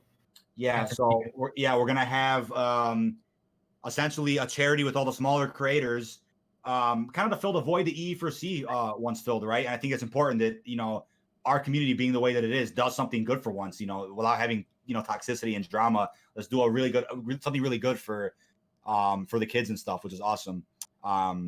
So yeah, St. Jude's will be really happy about that. When was part 1? That was I wasn't around. That was last June in 2019. Yeah. Zombies for Charity 1. Yeah, I wasn't in town for that, unfortunately. But yeah, Zazu and Perk, everybody was involved in that. They handled that last year. Made I think $700 for charity, which is awesome. That's absolutely insane for being smaller creators that we are. It's awesome. Yeah, appreciate that. Yeah, Primus membership. Yeah, Primus members of my channel get free merch. It was originally a limited time thing, but I'm just gonna extend it as far as possible because of all this pandemic BS. I'm gonna extend that. Primus members will get free merch. And I have new merch coming on the line. I have a game coming on my website. Beanie hats coming. Really, really exciting stuff coming through. Ooh, I just gotta join soon. Yeah. Machinima Can I send the? Alliance, Yeah, LA. Sorry. No, go ahead. My bad. He said, what was the song you used in your Modern Warfare 2 remastered multiplayer? It's an instrumental song. It's really good. I think that's it's one of the zombie songs. Which is it? Forgot the name. Do you know the one I'm talking about, DK? I can't even remember the name of it. Say again. Your music and your Modern Warfare 2. Oh, is it the one I use? It's the Why can I not think of the name? Let me just open up the file list for a second. Is Modern Warfare 2 music or the reboot music? No, I think I used some zombies music. It was I've used I have like 7 of them, 7 tracks. I don't even know which one's which I think anymore. it was the Ascension. Oh my one. God, Soda's back. Thank you so much. Holy crap. I appreciate that. Wow. I'll DM you about merch, man. Appreciate you so much. Primus member. Let's get it. GG. Haram said, all of you are the best Call of Duty content creators on YouTube right now. Let's go with the goats. All goats, man. Yeah, here with some of the best, man. I mean, we haven't stopped. No The aliens grind never allowed. ends. Team no sleep. Imagine taking a break for a year and coming back, bro. We're on it 24/7, baby. On it. That's good. Let's get it. My name is Victor Reslam. Yeah, dude. Do you think there's Gary still gonna be a Oldman, beta legend. with everything going on? Yeah, but like typically betas, right? You get your codes, through pre-ordering and stuff. So now that retailers aren't open, like how that, like, will they lose I have no idea. pre-order sales in a way? No idea. Wasn't Modern Warfare- Well, everyone's just Oh, going to yeah. buy it digitally now, which means Sony and Microsoft are going to make more money. Mustafa Well, yeah. says, love your videos. Thank you so much, dude. That is true.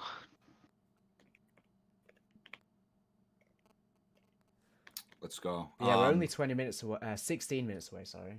60 minutes away, baby. Oh, so close. Yeah, lack of finding names. I'm talking. Yeah, no, Milo. He was going through stuff. I totally get that. I was talking like in general, people that like come back for like a few months, disappear. Like, no, dude. The passion is here to keep going no matter what, even if it's a dry or a dead ass period. We come up with our own content, which is awesome. Whether it's news, custom zombies, storyline vids, we do all that stuff. Thank you, Nicholas C, for the sub. Appreciate that. Yes, we were able to hear the call on stream. Yes, Cookies, who asked that. Yep. How far into the last call did they talk about COD 2020? It was. I think it was. I mean, wasn't it? It wasn't called. It was like It- like 30 minutes in, I believe, or Yeah, like they- 20 yeah. minutes in. And then, but the thing is, when they're talking about COD, they go into like, COD Mobile, and then Modern War. They go through all the games essentially that are active as of now. Black Ops 4 is kind of active. They have a little event going on right now, so maybe they'll talk about that. Who knows? Probably not. They're gonna say how successful Warzone's been, how successful COD Mobile's Yeah. been. At Zombies, here's the bot comment. how They're going to be like, our microtransactions have sold better than ever. We are... Thanks, Ryan McQueen.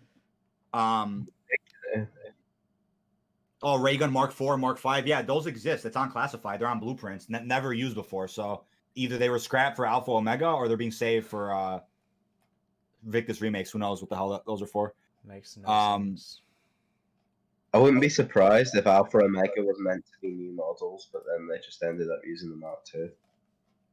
Every DLC 3 came out with a new ray gun. No, that's true. Yeah.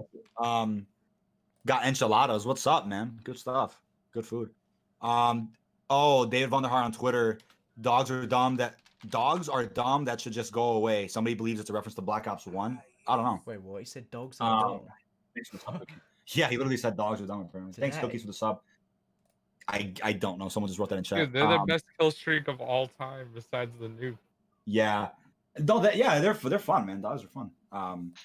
I think that the Nomad's dog's okay in Black Ops 4, but I missed like the dog streak in Black Ops 1 is OP as hell. So Those are awesome. but he I don't Skype's thi- coming in like 2 seconds, I think. I don't know if it has anything to do with it. Yeah, I don't know. David Vonderhaar tweets out really funny things sometimes. They're not even related to like gaming. He tweets He might just hate dogs. Someone You said know- his name is Fluffy. Yeah. Who else was it? Tony Flame the other day tweeted out like he really likes the new game they're working on. So like that's good news. He said that, and Skizzlewax made a video about it, which was funny. Like, oh yeah, the game's shit. I absolutely hated Fluffy. Yeah, he tweets out, I'm really not vibing right now. This game's not going well. The game's not going well. Everyone's saying that this game's a shit show. Dead on the mark. Yeah. Everything's going horrifically. Yeah, that's funny, dude. Hey, appreciate that, Vapes. Thank you so much, buddy. 13 minutes. Oh, Wow. let's go, Poggers. Yeah, huge shout out to Fajardi and TGR for helping me set up this this timer and all this shit for the stream today. I'm not the best with OBS yet. Still getting used to a bunch of stuff. Favorite zombie map classified. What do you think COD 2020 is gonna be? It's connected to Black Ops somehow. So in my eyes, it's a Black Ops game. Mason and Woods in the first mission. So gaming expert, yeah, 13 minutes. Raps and BO3, yeah, those are broken as well. Love that. Used to run. What was it? Not Orbital. What was it called? Orbital beats that in BO3. What the hell is it called? I can't remember. Not Blackbird. Can't remember the name of it in Black Ops 3. Wait, what? Rap is the most OP thing ever. There's Yeah, like no- Wraith, Raps, and I forgot the name of the other streak I used. Was it the Wraith? Was it the Wraith? I don't know. I'm talking about the advanced UAV in BO3. I can't think of it. It's not Orbital beats Oh, the that. hater. The hater. I don't know. I couldn't think of it. I was like Blackbird. I couldn't think of it. Hey, what's up, Julian? Everybody just joined up. How you guys doing? Activision phone call in 12 minutes. What can we expect in this call? Information about everything to do with Activision. Call of Duty, upcoming remasters like Spyro and all that crap. Maybe I'll Was talk it about Matt that said something about, was it Crash? Or was it Spyro? Yeah, something. One of those. I don't know. Gosh. Was it a new game or a reboot? I can't remember what it was. Yeah, I think it's a new one, but I think it's like a retcon type deal. Uh-oh. It's Sky in it? Let's go. Let's Going go. on. Hey, Sky. I don't know what time it is for you. Good morning, good afternoon, whatever time it is for you. I don't know. Yeah, it's 8 a.m., bro. 8 a.m. Is this sharp. right?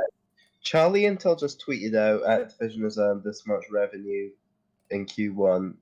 Wait, what? How has it begun? Charlie Intel Wait, did it tweeted start out, it already? Charlie Intel tweeted out 3 minutes ago. Activision Blizzard has generated 956 million in microtransactions. Did it start already? I don't know. Oh shit, it has. Oh, it did? Oh, shit. Where is The it? 10 Wait, no. When I click on it, it says webcast is not yet started. Please return at the scheduled time. It's probably if you call the phone number. Yeah, I don't. Probably you just got that Look at information Bob. early. Yeah, he does get shit early a lot, right? Yeah, they get it early.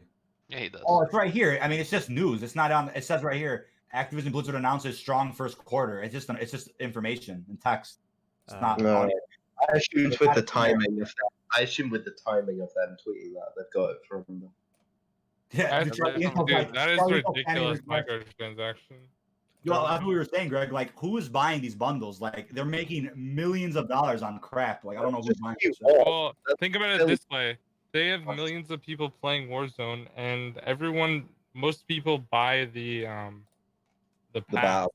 Yeah, Yeah. which already is $10. yeah. But the thing about it is too is they probably take into account they don't take into account that they also give you like 1,400 COD points Yeah. for completing it. So no Why one's would really you, rebuying it. Everyone's just kind of getting it for free continuously. Yeah, with those But- copies. By the but way, they you prob- can check in your But code, they got a probably bundle. include that as revenue, I would assume. Yeah. I'd assume as well. Yeah, it's their numbers. So it's probably inflated a little bit. Yeah, but GG that- to these That's guys. still a ton of money for just microtransactions. Oh, definitely. Yeah. Like That's they're like- making bank off of just microtransactions. Like they could probably just add more They could make content to Modern Warfare if the next game gets delayed and still make enough money. Right. No, for sure. I got What booted you up. say, DK? No, my bad. I was like, GG to Sky and Nurko. We got a dub on screen right there. It was gameplay of All right. yeah. Wait, I'm booted off PSN. how is Charlie into like already saying like Activision says this? Now? Yeah. I'm It so confused. says there's literally quarter report like results. Yeah, it's on On their that site. page. Okay, so it's already posted then. Posted. Yeah. Okay. Oh That wait, makes sense. where does it say the text? Is there a bit with On their more? site, it's like an actual Yo, post. Let I'm me on see. the thing and it's just Oh, a music right. player. Yeah, yes. They literally just posted it today. So. I didn't see that.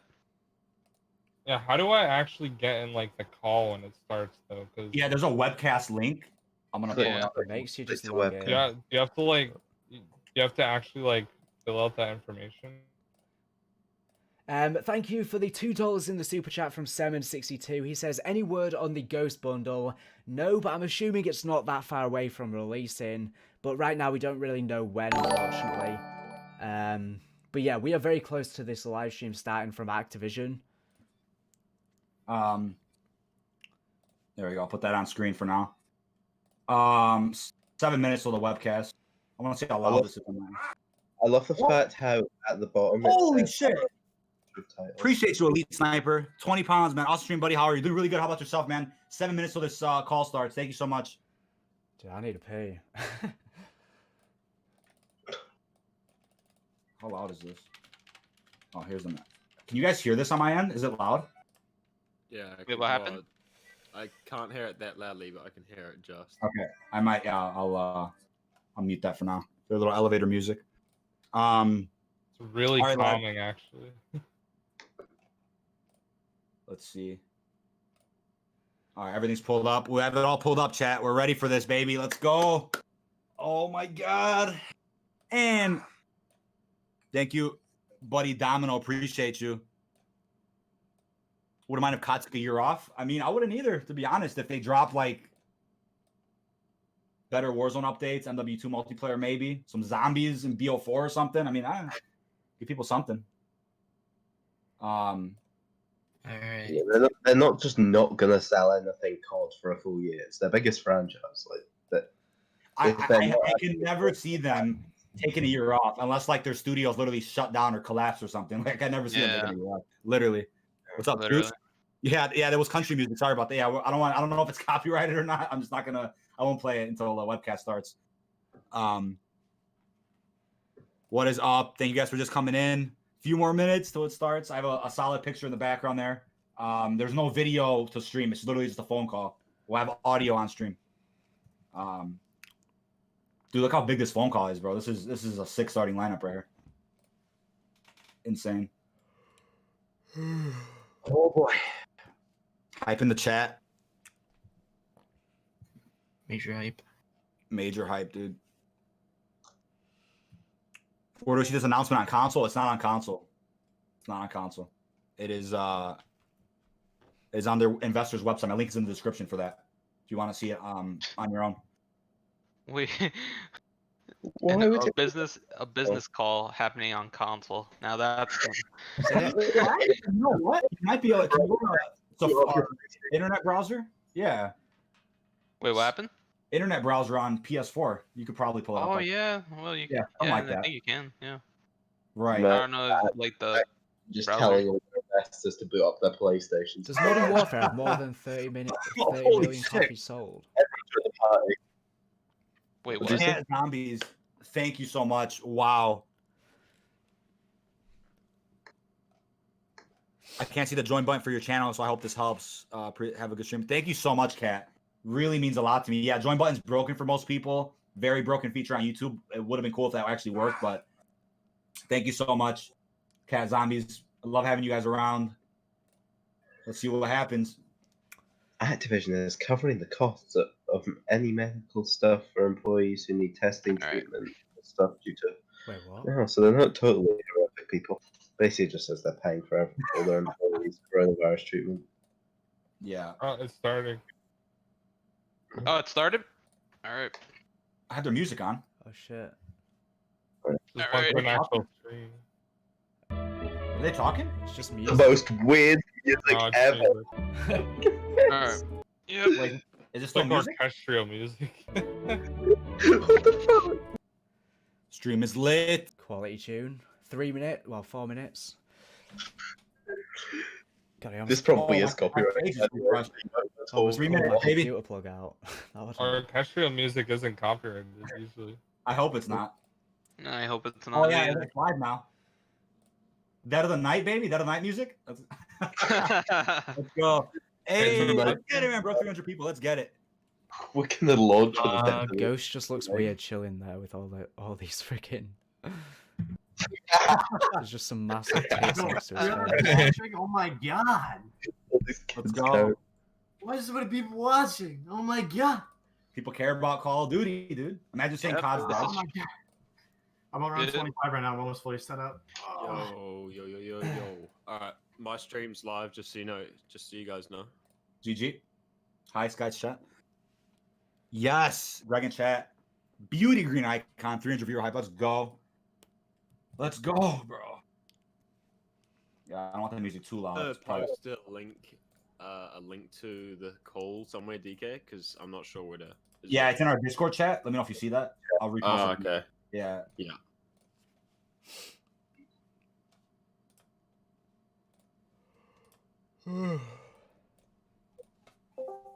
There we go. Yo. Yo. I'm running to my kitchen. All right, guys. 3 minutes, dude. Let's go. Or 2 minutes and 30. Don't get lost in the Yeah, what's gonna happen, guys? Gonna break Discord is what's gonna happen. Predictions?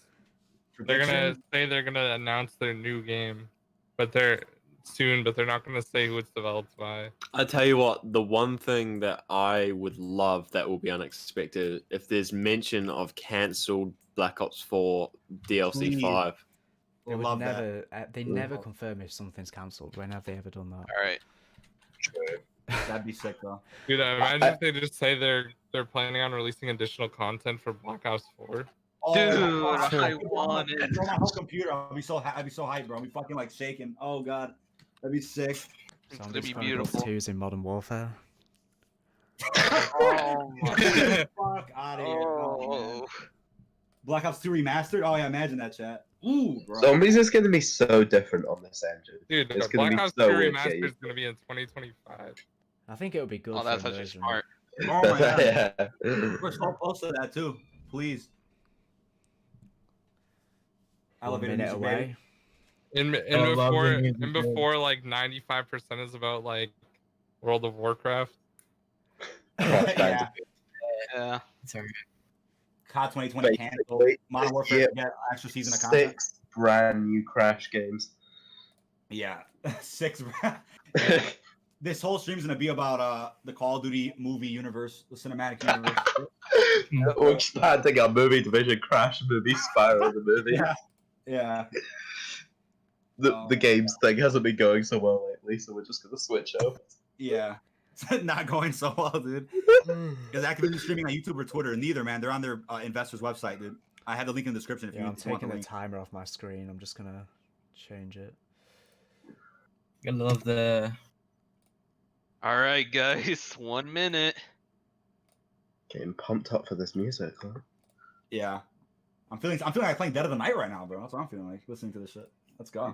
It's banter. It's banger. 15 seconds. Let's go. A nice beauty logo on screen, custom made. 10 seconds. Someone put in your chat, I came here by accident. Happens a lot. Zombie Chronicles for Black Ops 3. I'll take it. Oh, Oh, time is up. Zero. They're late, here bro. we go. You're It's late. late. Is there a Late. chat box? Is there a chat? Late. What is Late. this music? It's just like the Zombros podcast. Lee. Oh, right.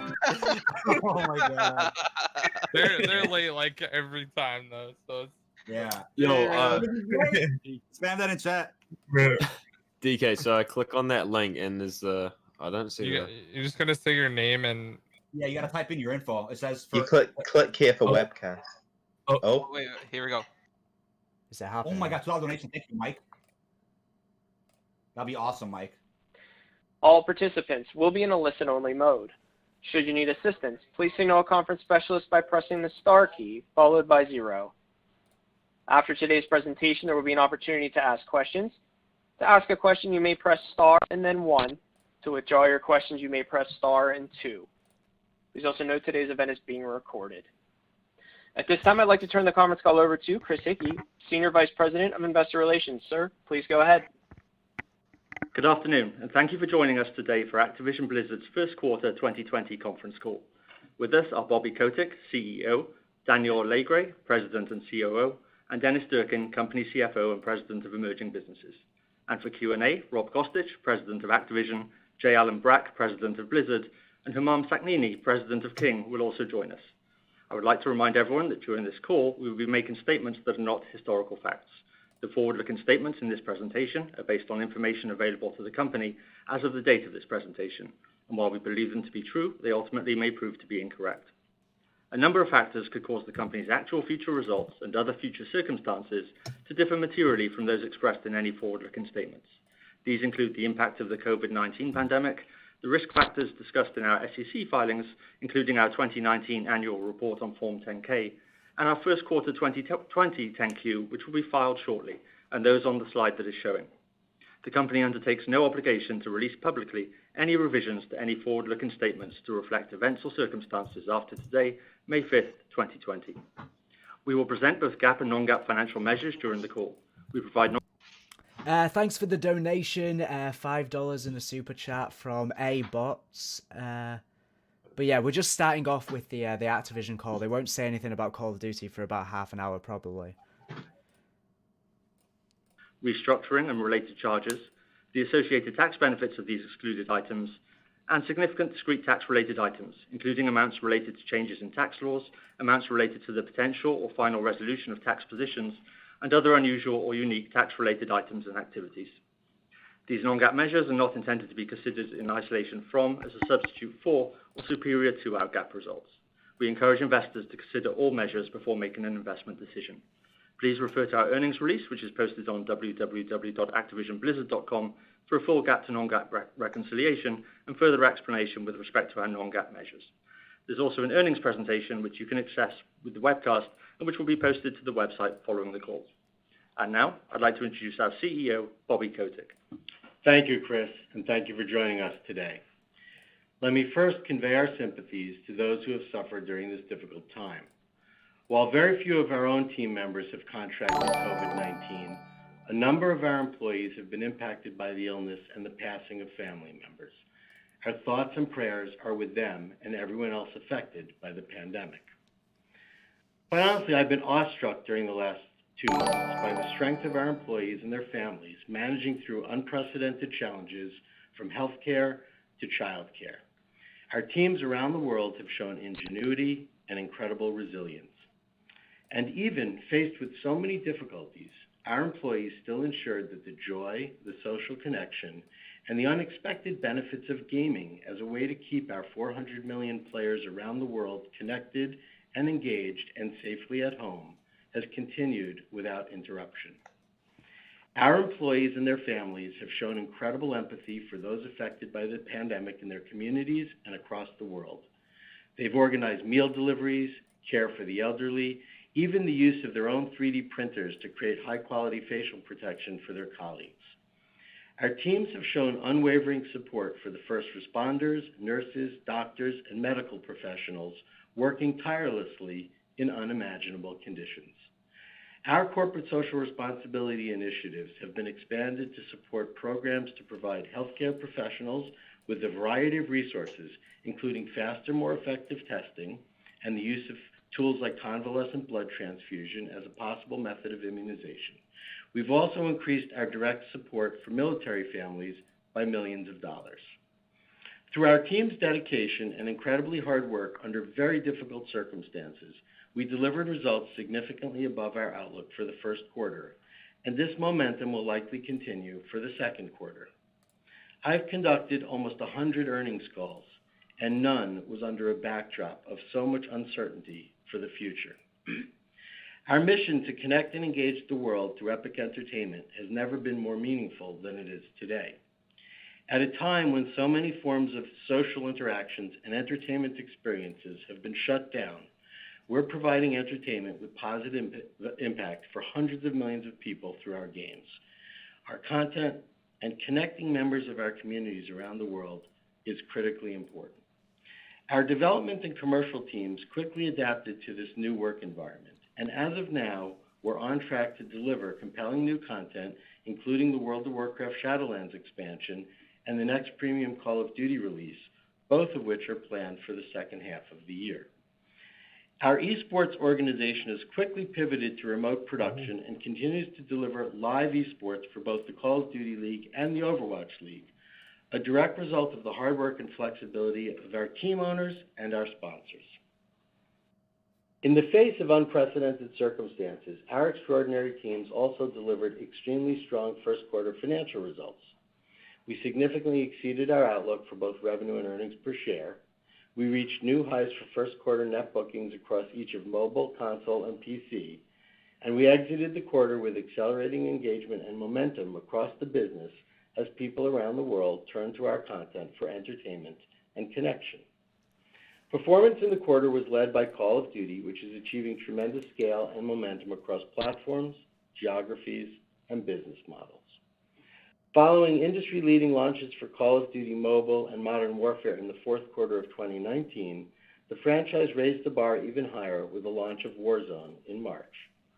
With a free-to-play business model and cross-platform play, Warzone expanded Modern Warfare's reach, engagement, and player investment. Warzone to date has brought in over 60 million players since its launch. The exceptional results for Call of Duty reflect our team's remarkable execution as they innovate and take on new commercial challenges to grow and better serve our community. Their success demonstrates that free-to-play experiences across mobile, console, and PC not only extend the reach of a franchise, but can also lead to strong in-game monetization and sales of premium content. Call of Duty's success highlights the great potential across our portfolio as we continue to focus on extending our fully owned intellectual property to new platforms, new geographies, and new business models. Blizzard also recorded strong growth in the first quarter, led by World of Warcraft. After doubling in the second half of 2019, the WoW active community grew further in Q1. Blizzard is seeing strong increases in engagement across our franchises as people around the world stay home, adding to business momentum as our game teams execute against the strongest pipeline of content in Blizzard's history. At King, Candy Crush was again the top grossing game franchise across U.S. app stores, with engagement increasing sharply towards the end of the quarter.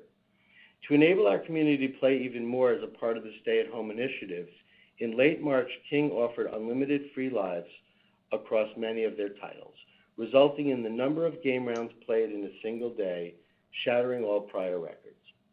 Momentum continued to increase in April with strong year-over-year growth in reach, engagement, and player investment. As we build on our strong first quarter results and our continuing momentum, I'm excited to introduce our new President and Chief Operating Officer, Daniel Allegre. From his long tenure at Google, Daniel brings deep experience building direct digital relationships with consumers, fostering strategic relationships with key industry partners, and driving rapid growth internationally and in early-stage businesses. His expertise and commitment to excellence and execution will be his focus. I'd also like to thank COD Johnson for his extraordinary contributions to the continued success of the company during his 12-year tenure and for being a truly valued friend. Of course, our strong business performance wouldn't be possible without the efforts of our dedicated, talented, and truly empathic teams around the world. We are so grateful for the work you're doing under extremely challenging circumstances. We're also appreciative of the continued support of our shareholders, partners, and players, and we wish you and your families health and safety through what remains a difficult time. And now, Daniel will review the highlights of our operations with you. Thank you, Bobby. I'm glad to be with you all for my first earnings call as COO, and really proud to be part of a company so deeply connected to its mission during this really challenging time. I want to start by first expressing my deepest sympathies to all those affected by this health crisis, and expressing thanks on behalf of the entire company to all those on the front lines of the battle against the COVID pandemic. I would also like to thank our employees for their commitment to our players and to each other, particularly under such a unique and difficult environment we are currently living in. But before I discuss our recent operational highlights, I'd like to share with you my focus and priorities.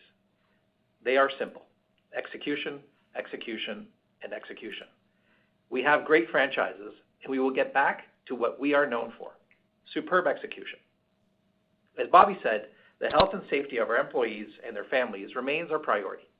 I'd like to expand on the measures we are taking to keep our employees and their families safe and address our expectations for our development pipeline for the remainder of the year. They basically just confirmed that Call of Duty 2020 is not delayed, by the way. And we are fortunate to have had very few cases of COVID-19 across the company. And we are ensuring our employees and their family members are receiving the best possible care, and we're covering all costs of testing and treatment for affected employees and their families.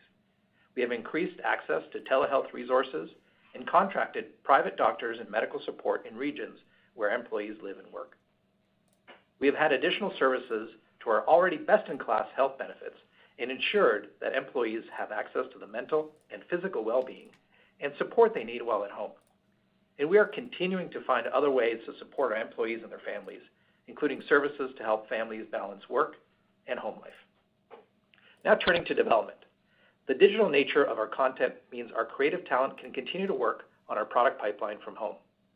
Although the shift to remote working does add complexity and challenges in some areas of the game development process, including creative collaboration, motion capture, voiceover work, localization, and quality assurance, we are implementing mitigation measures to address each of these areas. Importantly, based on the work to date, we still expect to deliver a robust slate of content over the remainder of the year. This includes the next premium release of Call of Duty, 2 titles based on library IP from Activision, the World of Warcraft Shadowlands expansion, regional testing for new mobile titles, and ongoing live operations across our key franchises.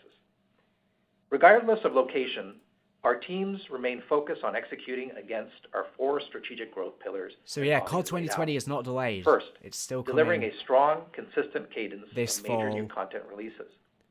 Second, driving live operations with ongoing in-game content, services, features, and events. Third, expanding King's industry-leading mobile success and extending our acclaimed console and PC franchises to mobile. And finally, building new engagement models around our franchises, including advertising, esports, and consumer products.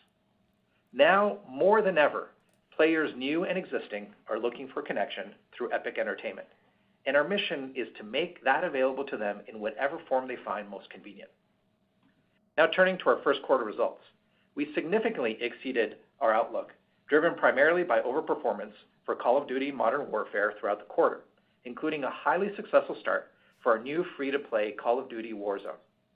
We also saw continued momentum for World of Warcraft and better than expected results for other key franchises in the second half of March, as populations sheltering at home in many of our key regions turned to our content for entertainment and social connection. These trends have continued so far in the second quarter, with business performance accelerating further in April. Now starting with Activision, MAUs more than doubled over the prior year, reaching 102 million as Call of Duty delivered remarkable growth across multiple vectors. As we've discussed on prior calls, we made significant changes with the launch of Call of Duty Modern Warfare to enhance the player experience, expand the community, and deepen engagement. We added cross-platform play, introduced a new in-game content system, and removed the season pass to keep our players closer together. Modern Warfare entered the year with strong momentum, achieving substantial year-over-year growth in engagement, premium game sales, and in-game net bookings in both January and February. And the launch of Warzone on console and PC on March 10th really took the franchise to new heights. Warzone is a massive free-to-play experience where up to 150 players compete in a range of modes on a vast map featuring cross-play and in-game system entirely integrated with a Modern Warfare Battle Pass. Warzone adds yet more compelling content for our Modern Warfare community and also enables an entirely new set of players around the world to experience Call of Duty for free. This response has been incredible. Warzone has brought in more than 60 million players since the launch, including many on the PC platform and in countries beyond Call of Duty's traditional regions. We are seeing the free-to-play experience driving strong incremental sales on the premium Modern Warfare title, adding to its sales momentum entering the year and rising demand from stay-at-home conditions. Modern Warfare sell-through in Q1 was the highest ever for a Call of Duty title outside of the launch quarter.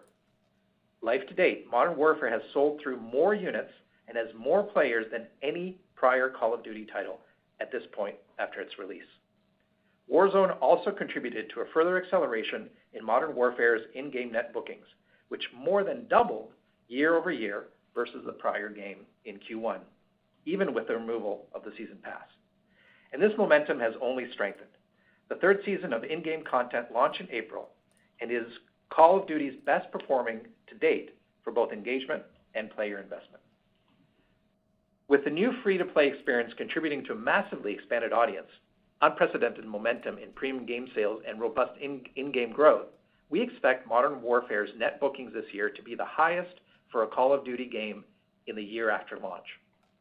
And looking ahead, the next premium release for Call of Duty already looks great and remains on track for release later this year. On the mobile platform, the Call of Duty mobile team continued to build on last October's breakout launch with new content, features, and events aimed at optimizing engagement, retention, and player investment. The team started to deliver an accelerated cadence of content in March, launching new seasonal events every 4 weeks, twice as frequently as previously. The combination of increasingly compelling content and events and stay-at-home dynamics drove the growth in reach and engagement in March, and player investment has followed, with April's Season 5 delivering the highest monthly in-game net bookings since Season 1. With deep engagement, substantial content in the pipeline, and opportunities to further refine the in-game system, we expect Call of Duty Mobile to be an increasing contributor over time. Q1 also saw the launch of the inaugural season of the Professional Call of Duty League. Originally planned in a local city-based homestand format, we quickly pivoted all matches to online play and remote production for the remainder of the regular season to keep our players and fans safe while still delivering premium esports content to a global audience. With the Call of Duty demonstrating the power of our franchise model across platforms, geographies, and business model, and premium content on track for the fall, we really couldn't be more excited about the growth trajectory for 2020 and beyond. Now turning to Blizzard. MAUs were 32 million in Q1, with each of Blizzard's key franchises experiencing a month-on-month increase in reach in March. World of Warcraft continued its strong momentum in the quarter as the team continued to deliver more content between expansions than ever before. Having doubled its active community in the second half of last year, the number of players on monthly or longer-term subscription plans increased further in Q1. Reach and engagement were particularly strong as regions introduced shelter-at-home measures through the quarter, with momentum increasing further in April. The community continues to engage deeply in Classic, a recreation of our original WoW from 15 years ago, which has delivered substantial content drops in recent months and has much more to come later in the year. Reach and engagement also increased for Modern WoW, which again received a major content drop in Q1. And this increased activity drove accelerating pre-sales of Shadowlands, the next expansion for Modern WoW, which is slated for the second half of the year. Hearthstone continued to deliver improved engagement trends in the first quarter, driven by the launch of the new Battlegrounds Auto Battler mode in November, and strong execution in live operations. Overwatch also experienced a meaningful increase in engagement in March as its latest seasonal event coincided with stay-at-home effects. And fans continued to engage with the franchise through the Overwatch League, which successfully moved to online play and remote production during the quarter. And finally, Diablo Immortal is shaping up very well. We remain on track to begin regional testing for the game in the middle of the year. At King, MAUs were 273 million, increasing 10% from the fourth quarter. MAUs grew month-on-month in January and February, and then accelerated further in March as shelter-at-home conditions came into effect. King's key franchise, Candy Crush, grew MAUs year over year in each month of the quarter, with double-digit growth in March. And within the Candy franchise, the community played more rounds of games in any quarter since the 2016 acquisition. Now, in terms of player investment, Candy Crush Saga remained the top grossing title across US app stores, and the wider Candy franchise was once again number one. We previously discussed King's initiatives to bring back lapsed payers and attract new payers into the ecosystem, positioning the business for stronger growth over the medium and long term. And as expected, these initiatives dampened in-game net bookings again in Q1, but they contributed to ongoing improvement in payer trends in January and February before payer numbers stepped up further in both March and April.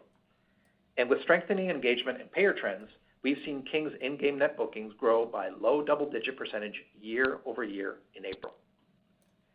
While we saw improving trends in King's in-game business, which represents a significant majority of the segment's net bookings, the advertising business slowed towards the end of the quarter. Advertising grew over 75% year over year for the first quarter, and then moderated a bit in April against the backdrop of a sudden decline in demand across the digital advertising sector, albeit still growing over 20% year on year in April. While we assume the environment will remain challenging, we do expect growth for the full year as we roll out more ads to more players, enhance our infrastructure to deliver the highest value ads to each player, and broaden both our base of advertisers and demand partners. I'd also note that the combination of King's strong in-game trends and the current situation in the ad market is creating more opportunities for the business to cost-effectively bring players into the network, expanding its audience and further boosting its MAU trajectory. The same is true across our other business units. So in summary, we entered the year with strong momentum in some of our biggest franchises, which only increased further through the quarter. Our employees are showing remarkable dedication as they take on the responsibility of delivering the highest quality content to our expanded communities. And I couldn't be more excited to be part of this great and dedicated global team. I am focused on executing on our priorities as we deliver against the substantial opportunity to extend our largest IP across new platforms, geographies, and business models, and work on the strongest pipeline in our company's history. I will now hand over the call to Dennis to discuss our Q1 financial results and outlook. Dennis? Thanks, Daniel. Today, I will review our Q1 2020 results, as well as our outlook for 2020 and the second quarter. But before I start, I'd just like to echo Daniel and Bobby's sentiments about the unique environment we're in and share my sincerest sympathies to those who have been affected directly by it, as well as my thanks and gratitude to all our teams and employees who have so seamlessly transitioned into this new work environment we find ourselves in. Our digitally native business model, both on the production and the distribution side of our business, makes us well positioned to deliver world-class content and experiences for our players. Our teams take our mission and our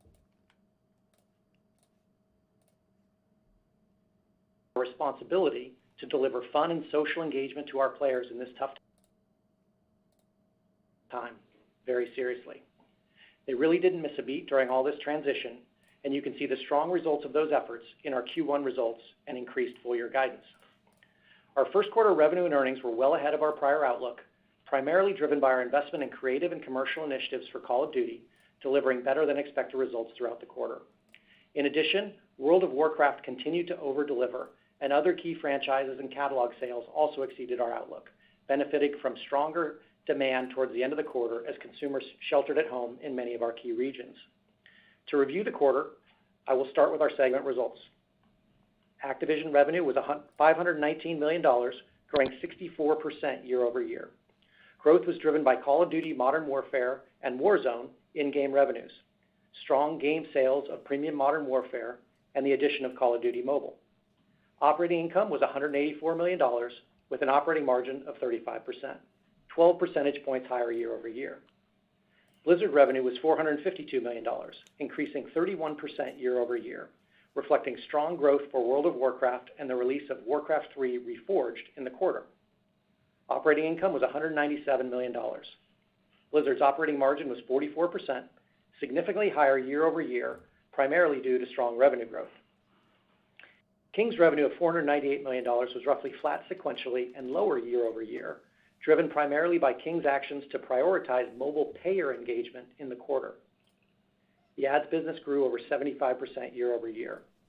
Operating income was $156 million, with an operating margin of 31%, lower than a year ago due to lower revenues and higher operating expenses as King made disciplined investments in expanding its player network. Across our segments, in-game net bookings grew 20% year over year to $956 million. Now let's turn to our overall consolidated results. Unless otherwise indicated, I will be referencing non-GAAP figures. Please refer to our earnings release for full GAAP to non-GAAP reconciliations. For the quarter, we generated Q1 GAAP revenues of $1.79 billion, $148 million above our February guidance. This includes the net recognition of deferrals of $266 million. Net bookings of $1.52 billion were $247 million above our February outlook. We incurred GAAP-only restructuring and related charges of $23 million, and we generated Q1 GAAP EPS of 65 cents and Q1 non-GAAP EPS of 76 cents, which was 10 cents above guidance. These figures include the net recognition of deferrals of 18 cents. In terms of cash flow, the increasingly digital, recurring, and cash-generative nature of our business remains one of our fundamental strengths. This powers a strong balance sheet, which continues to be an important strategic asset for the company, especially now. In Q1, we delivered operating cash flow of $148 million, lower year over year despite higher operating income due to cash payments for tax settlements and working capital timing. Our cash and investments at the end of March were approximately $6 billion, and we ended the quarter with a net cash position of approximately $3.3 billion. And as previously announced, this week we will pay an annual dividend of 41 cents per share, 11% higher year over year. Now let's turn to our outlook for Q2 and the full year. In Q2, Activision plans to deliver 2 seasons of in-game content for Modern Warfare and Warzone versus 1 season in the first quarter. Season 3 has already launched very successfully in April. Activision also released Call of Duty Modern Warfare 2 Remastered on PC and Xbox One following the PS4 release in late Q1, and they plan to continue delivering new features, events, and seasons for Call of Duty Mobile. In April, Blizzard launched its latest Hearthstone expansion, Ashes of Outland, and through the quarter will continue to support other key franchises with in-game content. And King will continue to deliver innovative features, events, and live ops across its portfolio. Turning to the second half of the year, our planned slate includes a new Call of Duty premium title, 2 releases based on our extensive library of IP from Activision, and Blizzard's Shadowlands expansion for World of Warcraft. We will also continue to deliver in-game experiences for our other key franchises across our portfolio. And we continue to expect to begin regional playtesting for Diablo Immortal and certain other mobile titles, although as discussed last quarter, we don't include any material revenue from these new mobile titles in our guidance. Before I discuss the specifics of our outlook, I'll provide some context. The full extent of the impact of the pandemic on our financial results will depend on numerous evolving factors that we are not able to fully predict at this time. While we have seen a positive impact on demand, there are also risks related to global economic weakness, rising unemployment, pressures on retail channel, pricing, and other factors where we have limited visibility currently. We have tried to be prudent in our guidance to account for these effects, and we believe there is a potential for overperformance if these risks do not materialize. Now, the addition of the Warzone free-to-play experience has further increased the reach, engagement, and player investment in Call of Duty, building on an existing strength for Modern Warfare and creating a strong foundation for future financial performance. As discussed, we are also seeing increased demand for our other franchises as interest in gaming grows. The current environment creates the potential for a structural opportunity to bring more players into our communities who we can then engage and retain for the long term, and to accelerate the continuing shift towards digital sales in our business. We have attempted to be conservative in our assumptions around the impact of these trends beyond the second quarter, but the backdrop does create greater potential for operating overperformance later this year. Since we provided our initial guidance in February, the strengthening dollar has resulted in an additional FX headwind to full-year net bookings of approximately $100 million. And the combination of FX and lower interest income from declining interest rates represent, in aggregate, approximately 8 cents of headwind to our full-year GAAP and non-GAAP EPS versus our prior outlook. Overall, though, with strong momentum across the business, we are raising our outlook for net bookings, revenue, and EPS for the year. And in the case of EPS, we are raising by an amount greater than our first quarter overperformance, despite the FX and interest rate headwinds I just described. Now let me get into specifics. For Q2 on a GAAP basis, we now expect revenues of $1.69 billion, including the net recognition of deferrals of $15 million. We expect net bookings of $1.68 billion. Product costs, game operations, and distribution expenses of 19%, and operating expenses, including software amortization, of 48%, and a GAAP-only restructuring charge of approximately $20 million. We expect a tax rate of 21%, GAAP and non-GAAP share count of 776 million, and EPS of 54 cents. For Q2 on a non-GAAP basis, we now expect product costs, game operations, and distribution expenses of 19%, and operating expenses, including software amortization, of 43%. We expect a tax rate of 19% and non-GAAP EPS of 64 cents, including net deferrals of 1 cent. On a GAAP basis for 2020, we now expect revenues of $6.8 billion, including net deferrals of $100 million. We now expect net bookings of $6.9 billion for the year. Product costs, game operations, and distribution expenses of 19%, operating expenses, including software amortization, of 48%, and a GAAP-only restructuring charge of approximately $50 million. We now expect a GAAP tax rate of 20%, GAAP and non-GAAP share count of 778 million, and GAAP EPS of $2.22. For 2020 on a non-GAAP basis, we expect product costs, game operations, and distribution expenses of 20%, and operating expenses, including software amortization, of 42%. We expect a tax rate of 19% and non-GAAP EPS of $2.62, including the net recognition of deferrals of 2 cents. So in closing, our business has accelerating momentum from the dual tailwinds of strong execution in our largest franchises following last year's investments in increased development capacity and expanded reach and engagement as people turn to our interactive content as they shelter at home. We are humbled that so many people are turning to our content for solace, joy, and connection in this challenging time, and will continue to stay focused on delivering the high-quality experiences that they have come to expect from us. Now, Bobby, Daniel, and our business leaders, Rob, Humam, and Jay, and I are happy to answer your questions.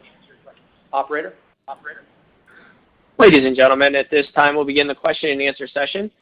To ask a question, you may press star and then 1 using a touch-tone telephone. To withdraw your questions, you may press star and then 2.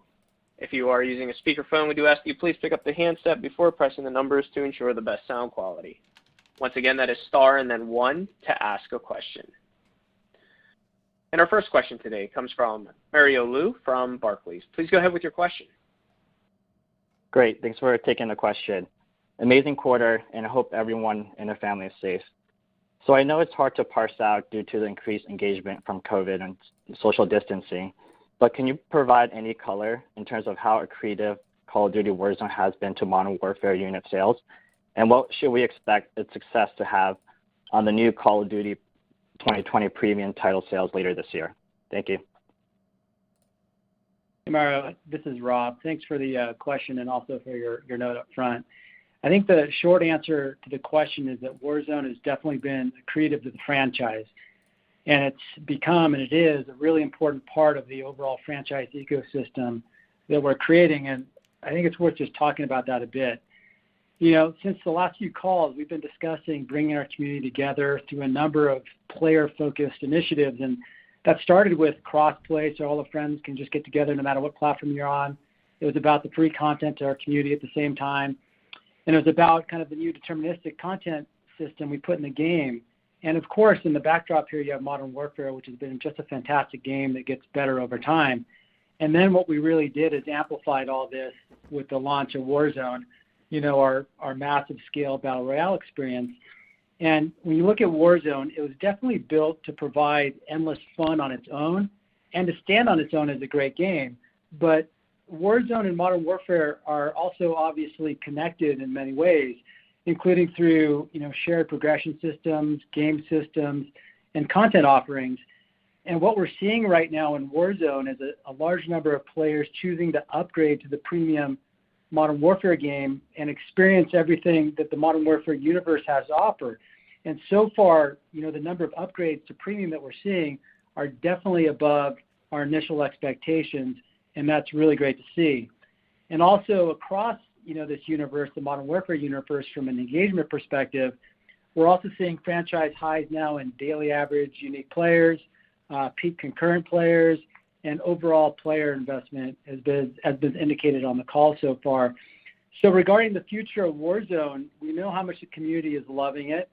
We know how much they're enjoying the experience so far. So we're going to continue to invest in this significantly in terms of content, events, new modes, new ways to play, and really just a ton more in the future. And to follow up on the last part of your question, I think what I would say is, yes, we believe it has the potential to positively impact future premium games as well. And so we're excited about that opportunity. And before I jump off, I would also just like to thank all our Activision publishing, development teams, and all our employees for keeping all of our critical projects on track. This shift to work from home has been a massive logistical exercise across the organization, and the teams have done just an outstanding job. And I just wanted to close this question by, a big thank you to them. But again, Mario, thanks for the question. I appreciate it. Great. Thank you. Mario. Operator, can we have the next question, please? Our next question comes from Garrett Johnson from BMO Capital Markets. Please go ahead with your question. Thank you. Good afternoon. Hey, so do you guys think increased engagement with video games owing to the stay-at-home trend and COVID-19 will be sustainable? Do you see a swing perhaps back in the other direction once we return back to normal? Hey, Garrett, it's Dennis. Thanks. That's obviously a super important question and really applicable. Clearly, it's obviously a scenario we'd all love to see, which is life returning back to normal as soon as possible. But the reality is that we really don't know what that new normal will look like once that comes to pass. It does seem like that there's a likelihood that even once shelter at home ends, that it may be a fair amount of time before people are really returning to normal as we know it. So we do think that there is potentially an acceleration to the structural change that we've seen in consumer entertainment consumption patterns that we've already been seeing in gaming. And that trend could persist for the long term, which would obviously benefit social yet socially distant categories like gaming. We've already seen this with the younger generation of consumers where gaming is more an integrated part of their social and entertainment fabric. And times like these will make that activity, we believe, even more mainstream. We're obviously trying to lean into this and welcome as many players into our ecosystem as possible and bring more gamers into our communities and give them a compelling experience that hopefully turns them into long-term fans. We don't really have any great data points right now on what happens to consumption when people return from shelter at home, but we have seen in Asia that the strong momentum continues even as they've started to transition back. So we hope that's a sign of the similar opportunity we may have in other parts of the world as they start to return to normal as well. So generally speaking, we think there's a pretty big opportunity here to see and then acceleration in the long-term structural shifts that we've already seen from the existing heightened engagement. But as usual, we're always trying to be prudent in how we model that because we know there are still so many unknowns at this time. Great. Thank you very much. Operator, can we have the next question, please? Our next question comes from Ryan Gee from Bank of America. Please go ahead with your question. Hey, good afternoon. Thanks for the question. Fantastic quarter, you guys. I was hoping you could provide a little more color on the subscriber trends for WoW during the period, and specifically how you see the opportunity to sustain this larger base post-Classic as you move towards the Shadowlands expansion. Thanks. Hi, this is Jay. Thank you for the question. Before I answer, I want to take a step back and just say, we're really thankful that our games are able to play a part in helping bring people together during what's really an unprecedented and challenging time for us all. World of Warcraft is it's been fortunate to be engineered as a very social experience, and that's as true today as, the day we launched. Over time, we listened to feedback from the community, and the game has evolved to what we now call the modern game, which has really expanded the breadth and the depth of gameplay, as well as making it easier to kind of find friends, group up, make progress, or play alone, all within the social environment. At the same time, we've seen a lot of good work and good returning experience for players returning to the classic WoW experience. So today we think about World of Warcraft as a single community under one subscription where players can enjoy both WoW Classic and Modern WoW, and we release a steady stream of content for both. in a variety of different experiences has always been a strength of the game, and it's been good to see players resonate with players as they see a lot of what they're looking for in World of Warcraft. We've seen particularly strong engagement with Classic in the East, and the momentum has continued in those regions even as they have started to come back to work. And we saw Western subscribers grow in March, driven by players returning to Modern WoW primarily. And this has contributed to strong pre-sales for Shadowlands. The momentum we saw in March across both modes continues, with the active community growing faster than it ever has, and that's outside of an expansion launch period. On the development side, our teams have done a really good job in shifting to work from home. We're able to welcome select players into the closed alpha for Shadowlands last month, and thanks to the hard work of the team, Shadowlands is on track to launch in Q4 this year. And lastly, before I hand off the call, I'll hand off to the next question. I really want to thank all the Blizzard employees during this difficult time. It's been really amazing to kind of see everyone come together in a positive way. Thank you.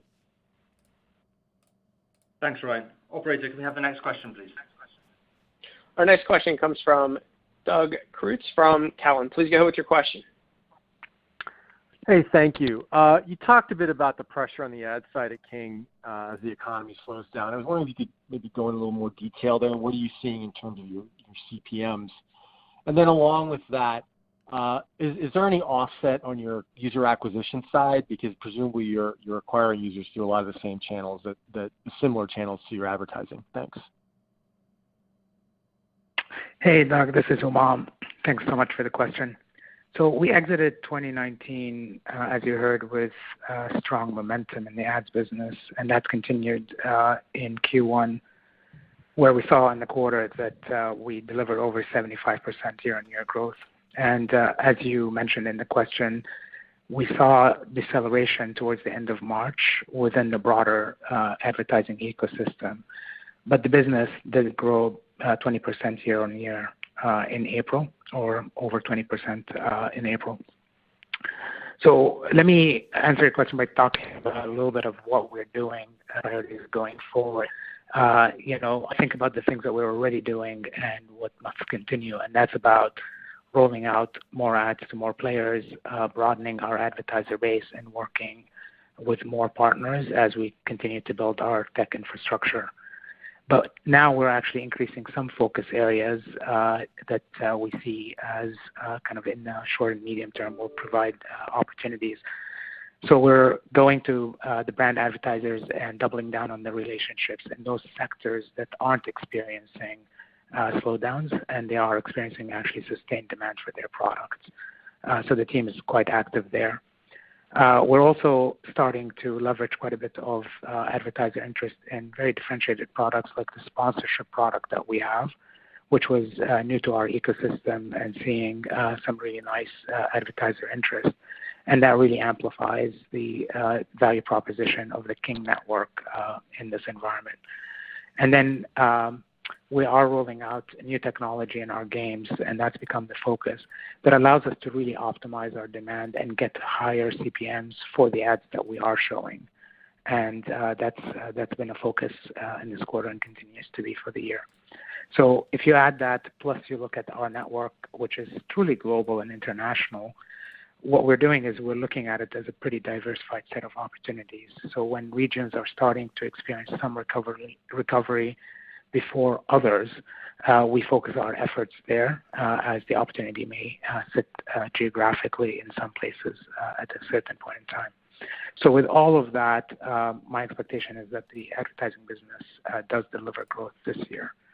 On your point on acquisition costs, that's the flip side of it. So what we're seeing is while we see that some advertisers are behind the smart as King are seeing an opportunity to bring new players more efficiently than ever for our network. And when you couple that with a very different approach, it's a good for us for the medium and long term.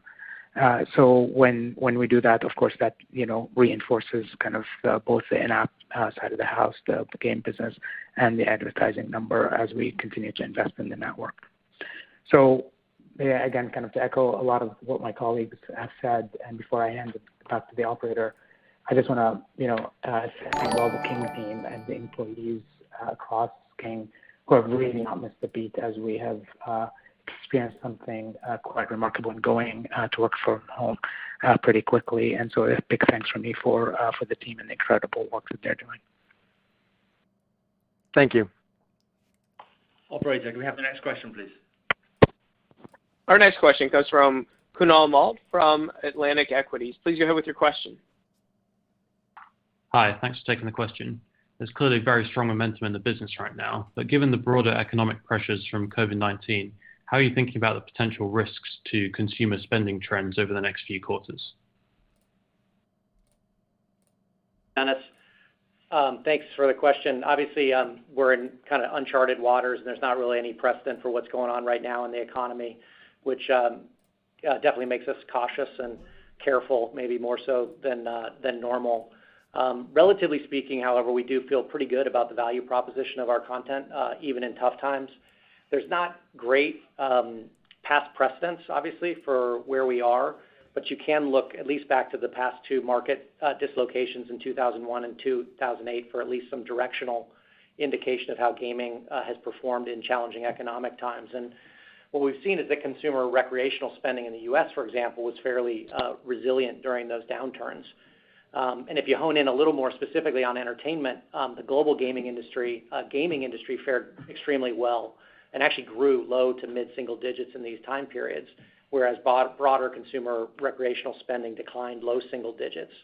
And we think that's driven by the low cost per hour of gaming, which makes it a great value versus other forms of entertainment.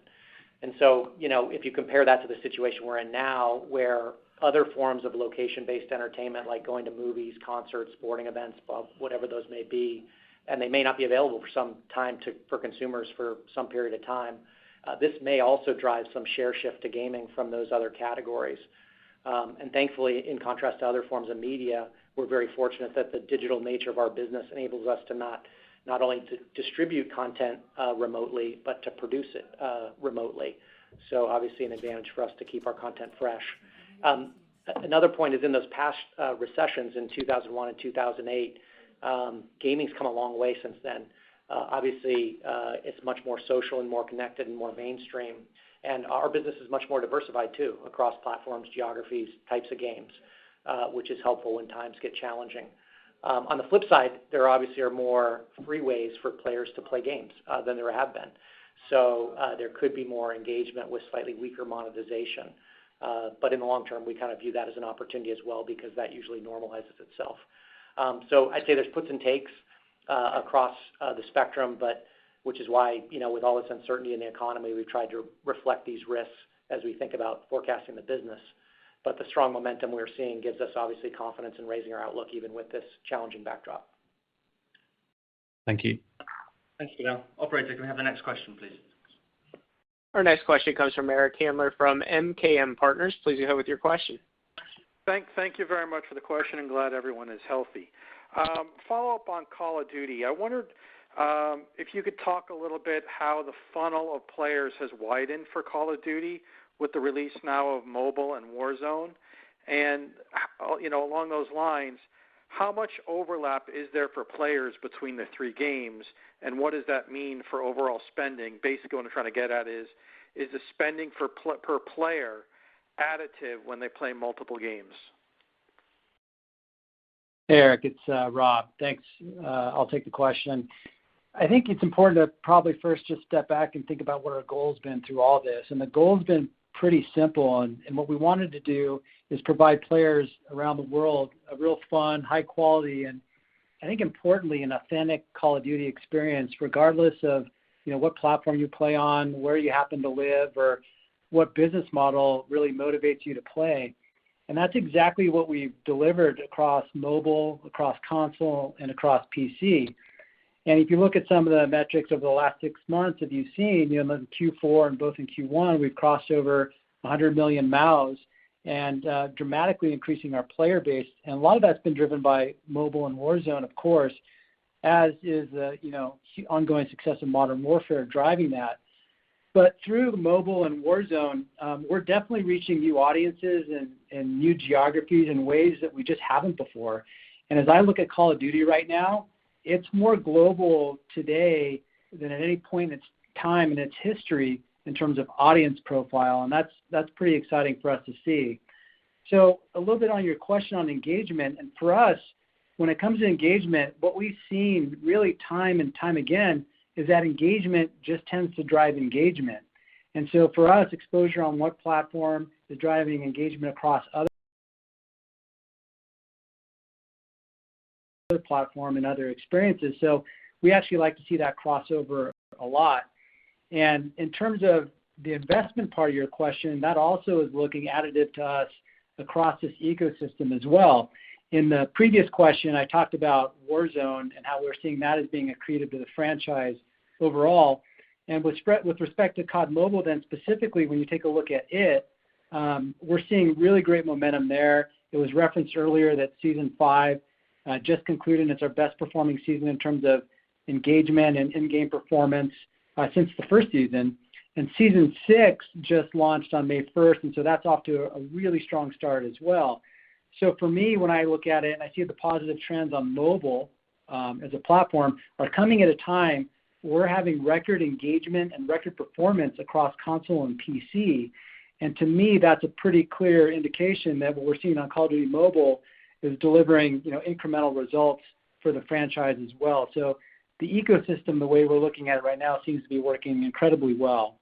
And in terms of mobile, in terms of our strategy, it remains a critical part of our overall plans going forward and a key investment area for us. And, just speaking of the ecosystem, I probably just close by, obviously a very exciting time for everyone on the franchise right now. And our teams are hyper-focused and passionately focused, most importantly, on delivering, great new content and seasons and games to our growing community around the world that we're seeing right now. And I guess I would just close by saying we couldn't be more thankful for the incredible and growing community that we're seeing out there around the world, for their trust and support, and we look forward to everything that's to come in the future. So thanks for the question. Thanks, Eric. Can we have the next question, please? Our next question comes from Alexia Quadrani from JP Morgan. Please go ahead with your question. Hi, this is David Karnowski on for Alexia. Thanks so much for taking the question. Can you just expand a little bit on what impact you're seeing to your pipeline, both near and long term, from having developers work at home? Thanks. Sure, and this is Daniel, and thanks for the question. Look, the vast majority of our developers, they moved to remote work by mid-March, as I mentioned in my opening remarks. And really, just credit to all those involved. It was such a huge undertaking.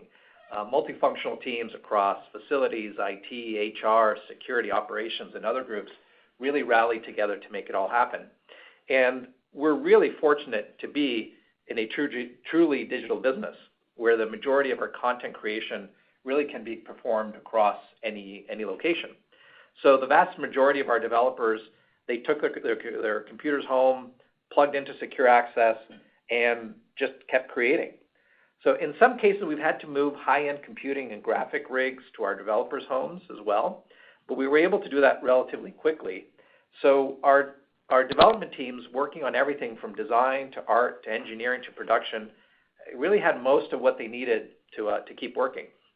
That being said, it's not easy, and there are aspects of building our games that are more challenging via remote work, like collaborative design, in-person user research, motion capture, voiceover, and QA.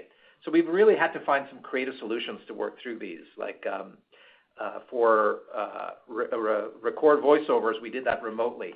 We've also enabled new secure access systems for some of the functions where large groups are engaging. But so far, and based on what we can see, and with true ingenuity and creativity from the teams, we're managing through this as best as we can. And what's really important is we just need to continue to provide our communities with the innovative content and features that they love and that they want to keep playing. So that's why I said in my prepared remarks that we're currently still on track to deliver our key content in the second half of this year. And my primary focus is to ensure that we continue to execute on these top priorities. And I would just add, I think that our teams are doing an extraordinary job right now on continuing to stay focused, work hard, deliver great content. But it is a challenging process. We still have a lot of uncertainty for the future, and I think that it's hard to know a year from now or 2 years from now what the impacts of all of this will be on our development processes, on the way we go to market, on the economics of selling games. So, there's more to come as we have more clarity over the next few months. But we remain focused on execution of our strategy, and I think that our teams are doing a truly extraordinary job of accomplishing that. Operator, can we have the next question, please? Our next question comes from Alex Giaimo from Jefferies. Please go ahead with your question. Great. Thanks for taking the question. Was hoping to get a bit more color on the Hearthstone franchise. Maybe if some of the recent updates you've rolled out have been well received, and if you're seeing any notable change within the competitive landscape. Thank you, guys. Thank you for the question. This is Jay. I want to take those in reverse order. So, we think about competition. Blizzard is full of gamers, and we're always excited when new games release. We think new titles are good for players. They bring fresh ideas, and that's really something that that's something that everyone benefits from. The industry is big enough for lots of different teams to be successful, and we found that if we are focused on gameplay first, and if we continue to listen to our community feedback, we experience great results. And so, I'm really proud of the Hearthstone team and what they've accomplished, especially recently. Under the leadership with an expanded development team, they've delivered larger content updates to players and have really maintained a high quality bar that we've set for ourselves. We rolled out the first major new game mode, which was Battlegrounds in November, that we've talked about, and we've seen it bring players back and continue to drive renewed engagement in the game. And then last month, we launched the latest expansion, which was Ashes of Outland, and that's the first game that we've launched while we were in a working from home environment.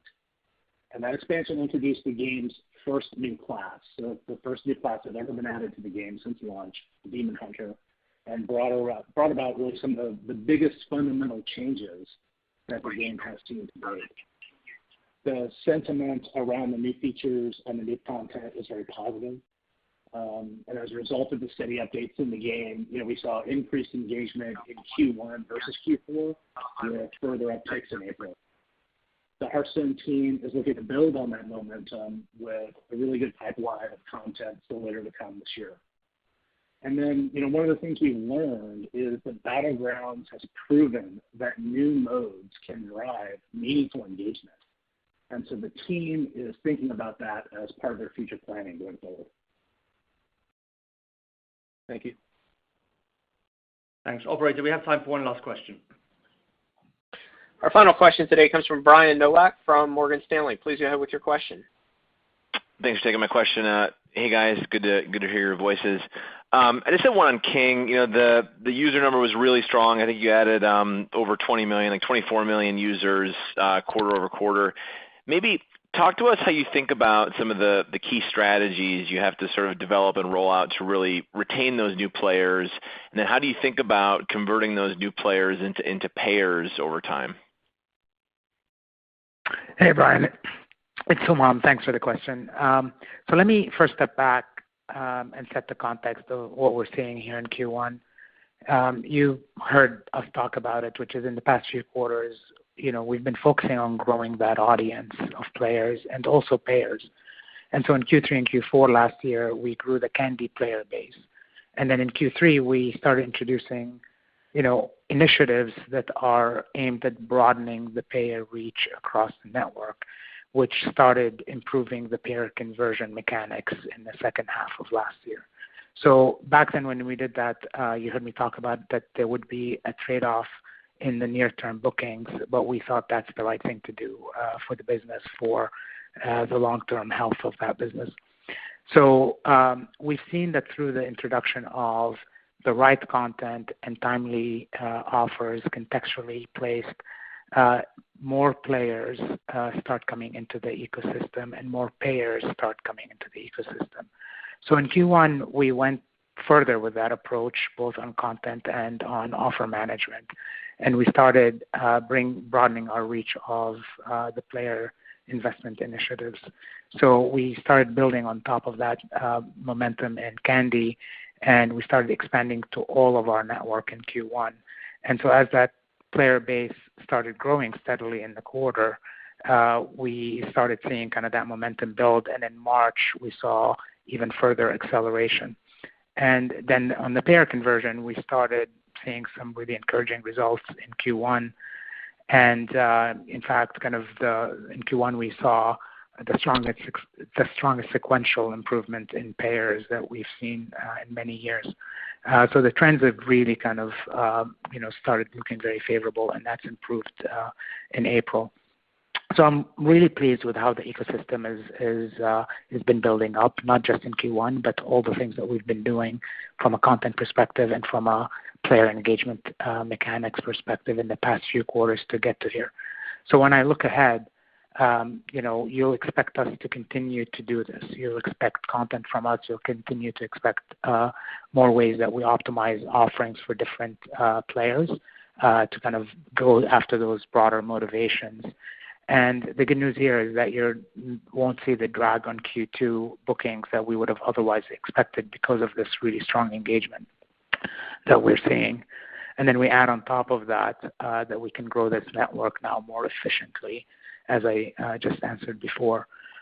So, I think the combination of all of those really kind of tend to the network.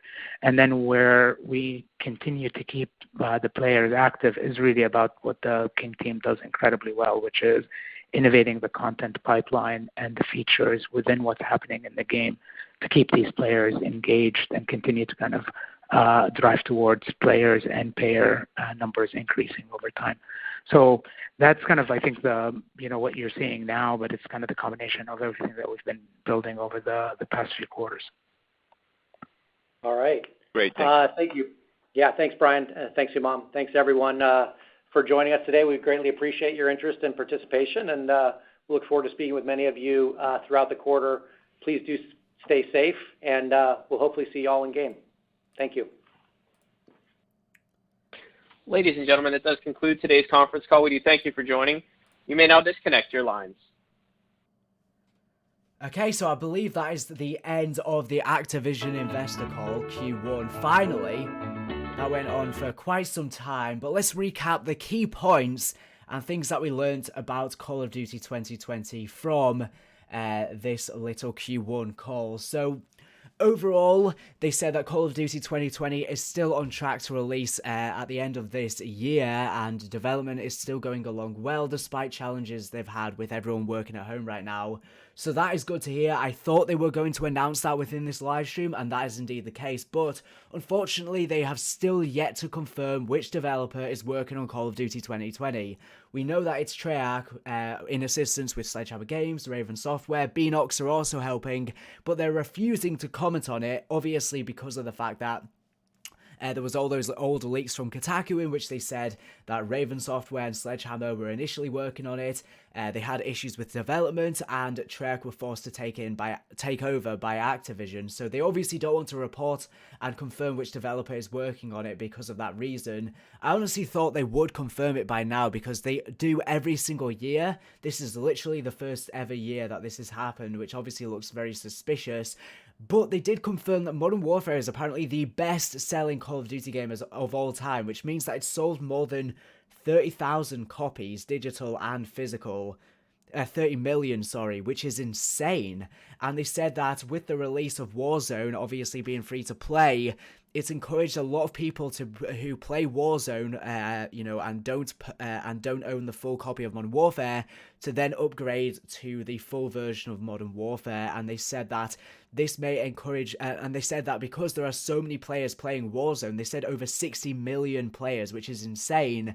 That's probably going to encourage a lot of people to buy Call of Duty 2020 as well. So Call of Duty is in a really healthy position right now, and they're making literally billions. It's insane. But they did confirm Season 4 is coming soon. We obviously knew that anyways, and yeah, this is all exciting stuff. I think Call of Duty's in a really healthy position right now, healthier than it has ever been. But yeah, they confirmed no delay for Call of Duty 2020, but that was pretty much the main point that they stressed. But they did say that Season 3 has been the most successful for Call of Duty Modern Warfare, Warzone, and just the base game. They've had more players than ever. That would make sense with the release of Warzone being free to play. It's encouraged a lot of people to pick it up, and or the full game, and also you know, everyone is at home right now, so it makes sense as to why Season 3 has been the most successful. But they are making so much money on microtransactions. It's insane. So many people are buying the Battle Pass and all the bundles. It's crazy. It's honestly insane how much money they're making from all of this stuff. It's unprecedented. You know, they've never been making this much money from microtransactions. But yeah, the main point is that they did say, and you can see the tweet on screen, Activision have stated that the game looks great, apparently, and is on track to release later this year. So it's going to release in time for Christmas, and we might see a bit of a delay, so it might be a November release date instead of October like we've seen for the past 2 Call of Duties. But that's pretty much it. They did say that there's a bunch of new modes and events coming for Warzone and Modern Warfare 2 and Call of Duty Mobile, but unfortunately we didn't get many details about Call of Duty 2020. They didn't even confirm which developer is working on it. This is the first ever time they've never done this, but I guess it makes sense. They don't want everyone to... well, obviously, we've already seen all of the leaks, and basically they're just trying to not confirm the leaks. So yeah, a reveal for Call of Duty 2020, a full-on reveal. It should be coming this month. There is the game show that is happening, and maybe it'll be showcased there because there is an Activision presentation there. But yeah, unfortunately, we didn't get that much. But I'm going to unmute on Discord and get everyone talking again to give their thoughts on this little presentation from Activision. But yeah, we didn't really hear much, but as I was saying, we got confirmed there is no delay. So I guess we might be seeing a November or December release date at the latest, but I'm thinking maybe a November release date. I think it might get pushed back by a month, as opposed to the last 2 CODs because of the pandemic, but I'm not really sure that could change in the future. On these going. You know, and when the fans do answer the questions, all the developers don't really know how to answer them, and they get skittish as. Like, you know, when Triarch did that Q&A, even the one Jason did was a bit fucking weird and awkward. You know, like one of the things he promised just never came. Yeah, I think that they have to play it a certain way where they don't want to have like casuals, or so to speak, or even content creators asking questions that they know we want to know about. They're kind of worried. That almost needs to be its own thing. Like, I can get that this has to be its own thing where the investors only get that opportunity every 3 months to ask questions, and they need to know where their money's going. They need a separate thing to ask fan questions. Let me close this tab out. What happens when you called them? Were you just on hold? Yeah, I mean, it's... Did you actually speak to a person at any point? Yes, a person, an actual person. I mean, it could have been a robot. I just sounded so legit. He said, "Hey, can I get your name and company, please?" And he kind of stuttered a bit. That's why I thought it was a real person. I figured it was. Robot was like, can I get your name and your company? Like, he kind of like... What? I reckon you should have said you're from Sony. Say I'm from Sony. But I'm sure they look the name up real quick before you get your question answered. I don't know. Did they ask what your question was going to be like before they? No, they said wait your turn in line, then ask your question. So I thought I may have had a shot. I mean, I think my mistake was calling too late. I should have called right when the call started. I called like a couple. What would you have asked? Probably a queue. What would you have asked? Yeah, the queue. Who knows what the queue is? I was thinking just tell you. Yeah, did you have a question, Ahmad? Dude, if you the questions I was thinking of, I was trying to ask 2 things in one question. Like, I was gonna be like, are you ready to share who the lead developer is for COD 2020? And if so, what is your outlook for zombies going forward since this year took a year off? People are gonna be like, oh, ask about Modern Warfare 2 multiplayer, and I'm like, I doubt they want to talk about that. They've commented on that. All they do is they'd say the same comment of, "We have no plans." Imagine if you brought up that old. Yeah, did they even mention Modern Warfare 2? I didn't hear one thing about it. Yeah, they did. They said it was. They basically said it was the same. When they were talking about the sales of their products, they mentioned how Modern Warfare 2 Remastered did well, and it was a great thing. Talking about how a culture thing for Call of Duty or something like that. I know. And also, it's funny how Charlie Intel knows it's a Treyarch game. They freaking know it, and they're still not going to publicly announce it yet. I don't know what they're worried. I think they really do believe that faith in Treyarch is dead. I think that's what they think at this point. That they can't even say that. Like, you would think they're ready to surprise us and tell us it's a Treyarch game because of how crazy Treyarch is. You would think they're ready to say that. Look, they keep reinforcing how this game's in a good state. They never normally do that. They're aware of the rumors out there. Dude, they're like, "Oh, please believe us. The game's fine." Because they never say that. Yeah, they don't say that, but they keep repeating it.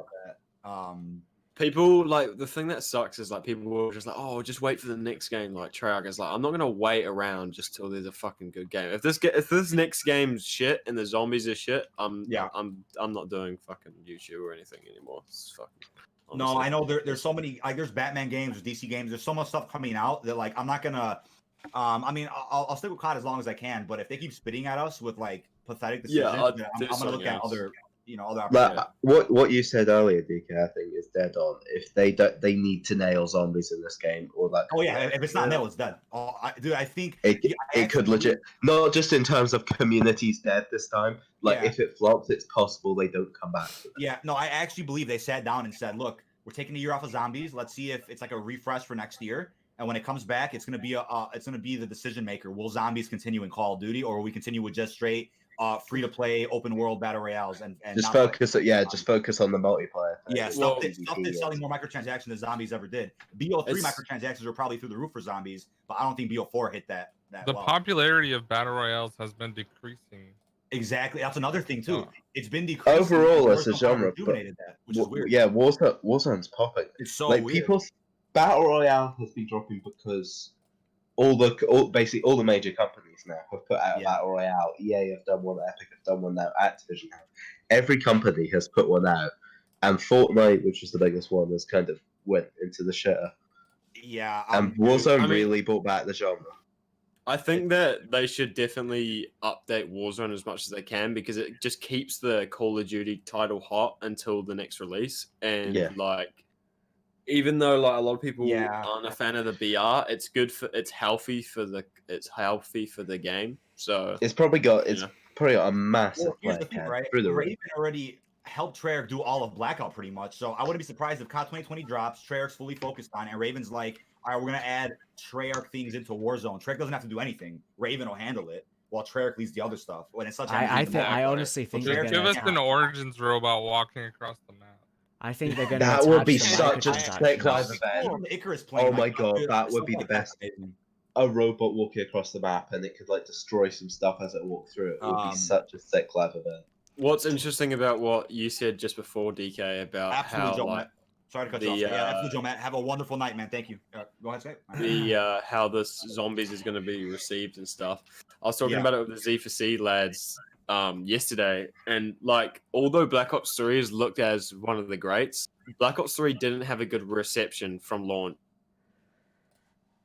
I was just gonna have a bit of a conversation in Discord, but to be fair, there's like way too many people in there to get any word in. So, what I wanted to say is that they did mention how because Warzone is attached to Modern Warfare and it has the same leveling and microtransaction system, it's encouraging a lot of people to buy the full game and purchase microtransactions, and I feel like they're going to somehow attach Warzone to Call of Duty 2020 and all Call of Duties moving forward because of how much they stressed within their live stream how much Warzone has encouraged people to buy the full game, and I think they're going to want that same thing with Call of Duty 2020. So if they release a Call of Duty 2020 Cold War themed map to Warzone and somehow attach the game to Call of Duty 2020, similar to what they've done with Modern Warfare, they could have a similar microtransaction battle pass system attached to Call of Duty 2020 and a similar leveling system, maybe for this second map,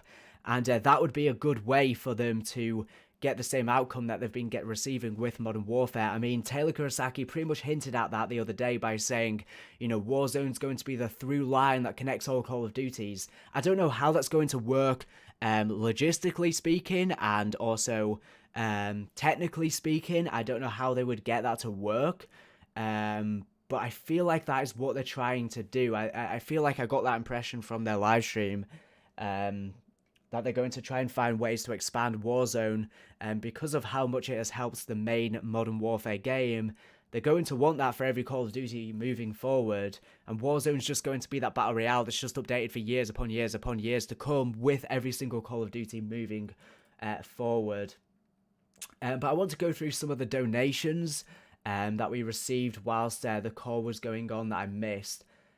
So let me go ahead and get them up within the super chat. Let me just go ahead and have a look. I didn't mean to not shout them out, but obviously I didn't want to interrupt Activision talking. Let me just get that up. So Andrew Mucklow donated £10 in the super chat. He said, "Welcome to the rice fields, peasants." Oh my god, imagine if that's just the first quote when you launch up COD 2020 and we're just in some field in Vietnam. Arigato409 donated $5 in the super chat saying, "Keep up the good work, dude. Thank you so much." A Bozzy donated $10 in the super chat. He said, hashtag COD 2020. Yes, hashtag COD 2020 hype. Although I would suggest to be wary. You know, don't get overhyped like a lot of us did with Modern Warfare. You know, I'm just not a big fan of Modern Warfare multiplayer. Warzone's really good, but, you know, multiplayer was just a big letdown. So I'm trying to remain cautious with COD 2020, especially with all of these rumors about stuff that's been going on during development. I don't really want to overhype myself, especially in regards to zombies, because, you know, everyone got overhyped for Black Ops 4 and people were let down once again. Andrew Muckload also donated another £5 in the super chat. Thank you so much, dude. And also, A Bozzy donated five Australian dollars saying, "I have been here since the early days of Black Ops 3. Thank you for keeping us all up to date with everything Call of Duty." You're welcome, man. Thank you for tuning into the channel for so long. And yeah, I believe that's all of the donations that I missed. So hopefully I haven't missed anyone. But yeah, for those asking in the chat, the Call of Duty 2020 livestream has already happened. We didn't get many details, unfortunately. They just confirmed that Call of Duty 2020 is apparently on track. Development's apparently coming along well and looks great, and it's on track for the release at the end of this year. So probably not a major delay. Maybe it might release in November instead of October like we've seen within previous years, but it's still going to come out in time for Christmas, and that is the key thing, unless development changes in the future. Thank you for the $3 in the super chat from Kona de Gama, saying, "Keep up the awesome work, man." Thank you so much, dude. But yeah, unfortunately, they didn't say much. They just alluded to stuff happening in Warzone. Obviously, they confirmed the new season coming from Modern Warfare, but we already knew that anyways. And, you know, lots of new content and events are coming for Warzone. It'll be interesting to see what happens with the bunker Easter egg and the red access card and how that all plays out and what events that is leading to. But I guess we'll just have to wait and see.